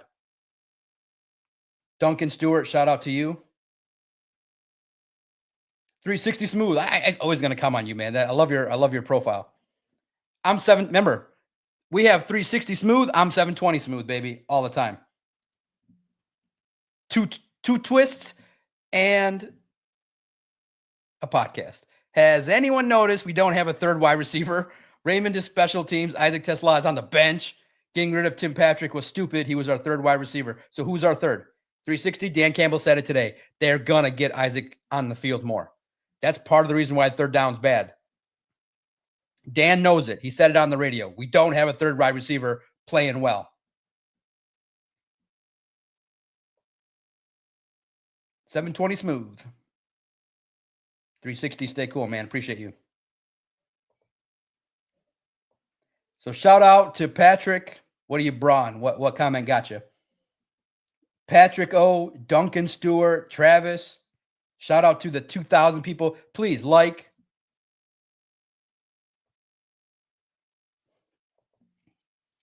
$2,000 people love this guy just talking. He's the people's favorite reporter. I want in the mix. Just put me in the mix. I can't be the people's favorite. That's a lot of pressure, Eric. But right now, give you the official numbers. We got 1.2 thousand people on X and 400 people on YouTube watching. So right now we're out 1,700. So smash the like button. A lot of you from X. Retweet, like. That's awesome. So like the stream. That's the free way to support. Become a member. Brent's like, oh, bourbon?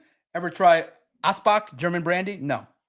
I am a strict kind of bourbon dude. And actually, I wasn't really. Justin Rogers talked about it. And one day on the side, I'll share a story of what we did. I was a little rogue in my professional behavior. I'll share one day.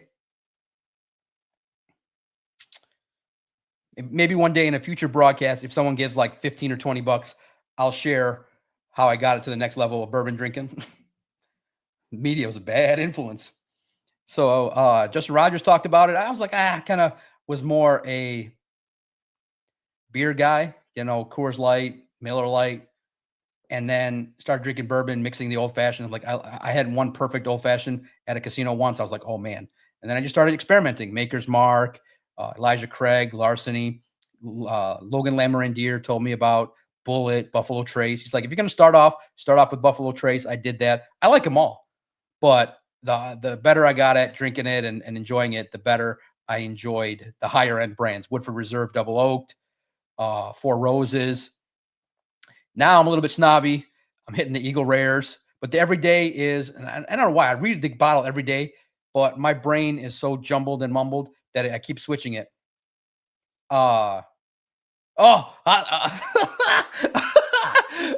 Ahmed's dad is like a true Arab. I love it. True Egyptian. I love it. I'm going to end on that comment, and you guys are going to laugh. Eagle Rare, Basil Hayden, Hazel Baden, whatever it is. I love that. That's my favorite. Now, this is the best. They're the best. This is what everybody tells me. We're going to end the show on a light personal note. This is my 5 minutes about me. Ahmed's dad is rolling and trolling. How are you a therapist and cannot fix yourself on getting on an airplane? So take a tablet and sleep until you arrive. I will not see anything. Trust me. Ahmed, where are you going to go where Ahmed Hassanin's dad is going to call out the weak therapist who can't get on a plane because he's scared? Well, Ahmed's dad and the world, I have actually treated 50 people to help them get on a plane. 50. And I know all the words.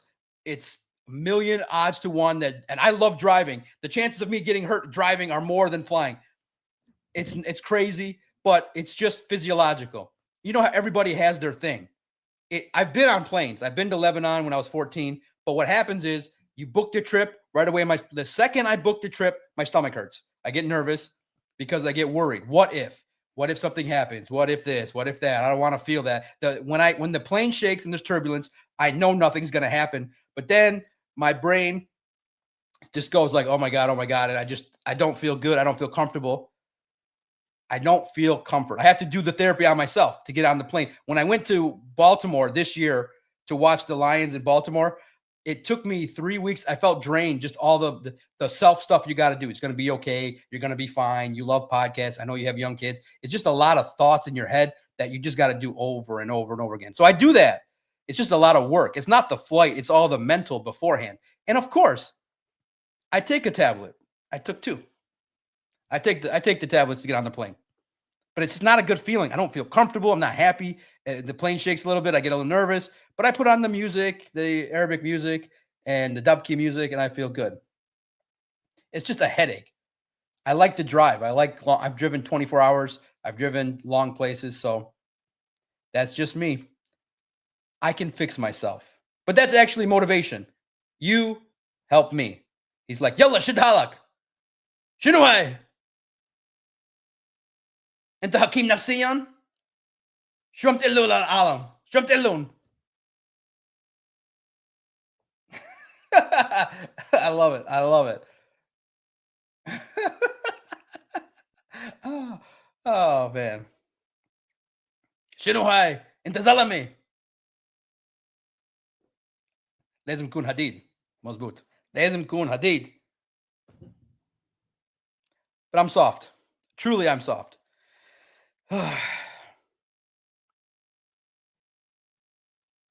Thank you guys for listening. I feel a lot better. Hopefully, the people that have been messaging understand. The best message I get is we're like, hey, I finally caught you live. You sent a comment in, you subscribe. We can realize that we're all in this together. We all have the same kind of feelings universally. Today was not the best day to be a Lions fan, but tomorrow the sun will rise. This football team will give it an effort. But prepare yourself. Brace yourself. Brace yourself for a turbulent landing. It's going to be turbulent. Brace yourself here, Captain DOC on the microphone telling you that the ride is not going to be smooth. The A to Z people don't understand sports, and nice people, but they don't understand. This ride is going to be a little bit turbulent. The calm down crowd doesn't understand emotions. They don't understand sports. They don't understand sports fans. They don't even understand life. We don't calm down. We react. When you react, you emote. When you emote, you care. When you care, you invest. When you invest in a team, you take the emotional roller coaster. You want them to win. When they don't make trades, it's not a good day. So A to Z, follow Detroit Lions on SI for all your daily highlights, analysis, strong opinions, real opinions. Share. Again, a lot of you tried, but I think the prevailing opinion is this football team has some holes. And guess where we're going shopping, baby? We're going shopping on the practice squad. So you know what that means? Around the next couple weeks, me, Emmett, Christian, your friends at Detroit Lions on SI and the Lone Wolves podcast, we're going to go shopping on the practice squad. We're going to analyze top to bottom who's on these practice squads, who is going to be the practice squad legend that's going to take the Lions over the top. A to Z coverage of the Detroit Lions in a real way, real insider analysis from your friends at Detroit Lions on SI. I am the lone wolf, but is surrounded by great journalists. Great journalists. I've molded them. I've molded the stuff I don't like out of them from their journalistic brains, and I've taught them the grit. I've taught them to push forward, to be real and be honest, and to share opinions. I got great journalists that work with me. Detroit Lions on SI, one of your favorite trusted sources. I'm not the only one. There's a myriad of them all. You should check them all out. The reason I know why you come back to me. I know why. real, honest, loyal, regular guy. And I don't judge people. I don't exclude people. I don't formulate judgments and then act like they're not there. When I'm the one screaming the loudest that I am here because I worked the hardest to get there. I'm not a journalist. I had to fight a little bit harder to kind of sneak my way in. But once I get there, to treat me like I'm invisible, that's funny. That's funny. I'm a good therapist. And I enjoy podcasting. Thank you guys for the 135 minutes of listening. 2,000 people at the Zenith. Like the stream. Let's keep talking. And remember, bottom line, on paper, the Lions should be Super Bowl contenders. But every time I read that on paper, the predictions are wrong. On paper, the numbers kind of indicate the Lions are dipping a little bit. On paper, analytics and Fugazi numbers told us that the Lions should have beat the Vikings. But on paper, I don't do this on paper. I do this live in front of a camera for you people and for me. Let's talk soon. I'll be back at some point. Let me know what you thought of this, what you liked, what you didn't like. Is my reaction fair? Am I crazy? Is something wrong? Am I just too negative? But I think I want this more than anybody else. I put my dollars for the Lions. I suffered. And now I want the suffering to end. Maybe it will this year, but I feel like some suffering is ahead, guys. But we'll do this together. As always, I'm the Doc John Macaroon, Detroit Lions Lone Wolves podcast, made possible thanks to the greatest sports partner in the world. Lions on SI is the greatest. They let me be me. They take care of me. They're the nicest people. They just let me be me. Let's talk soon. Peace and love.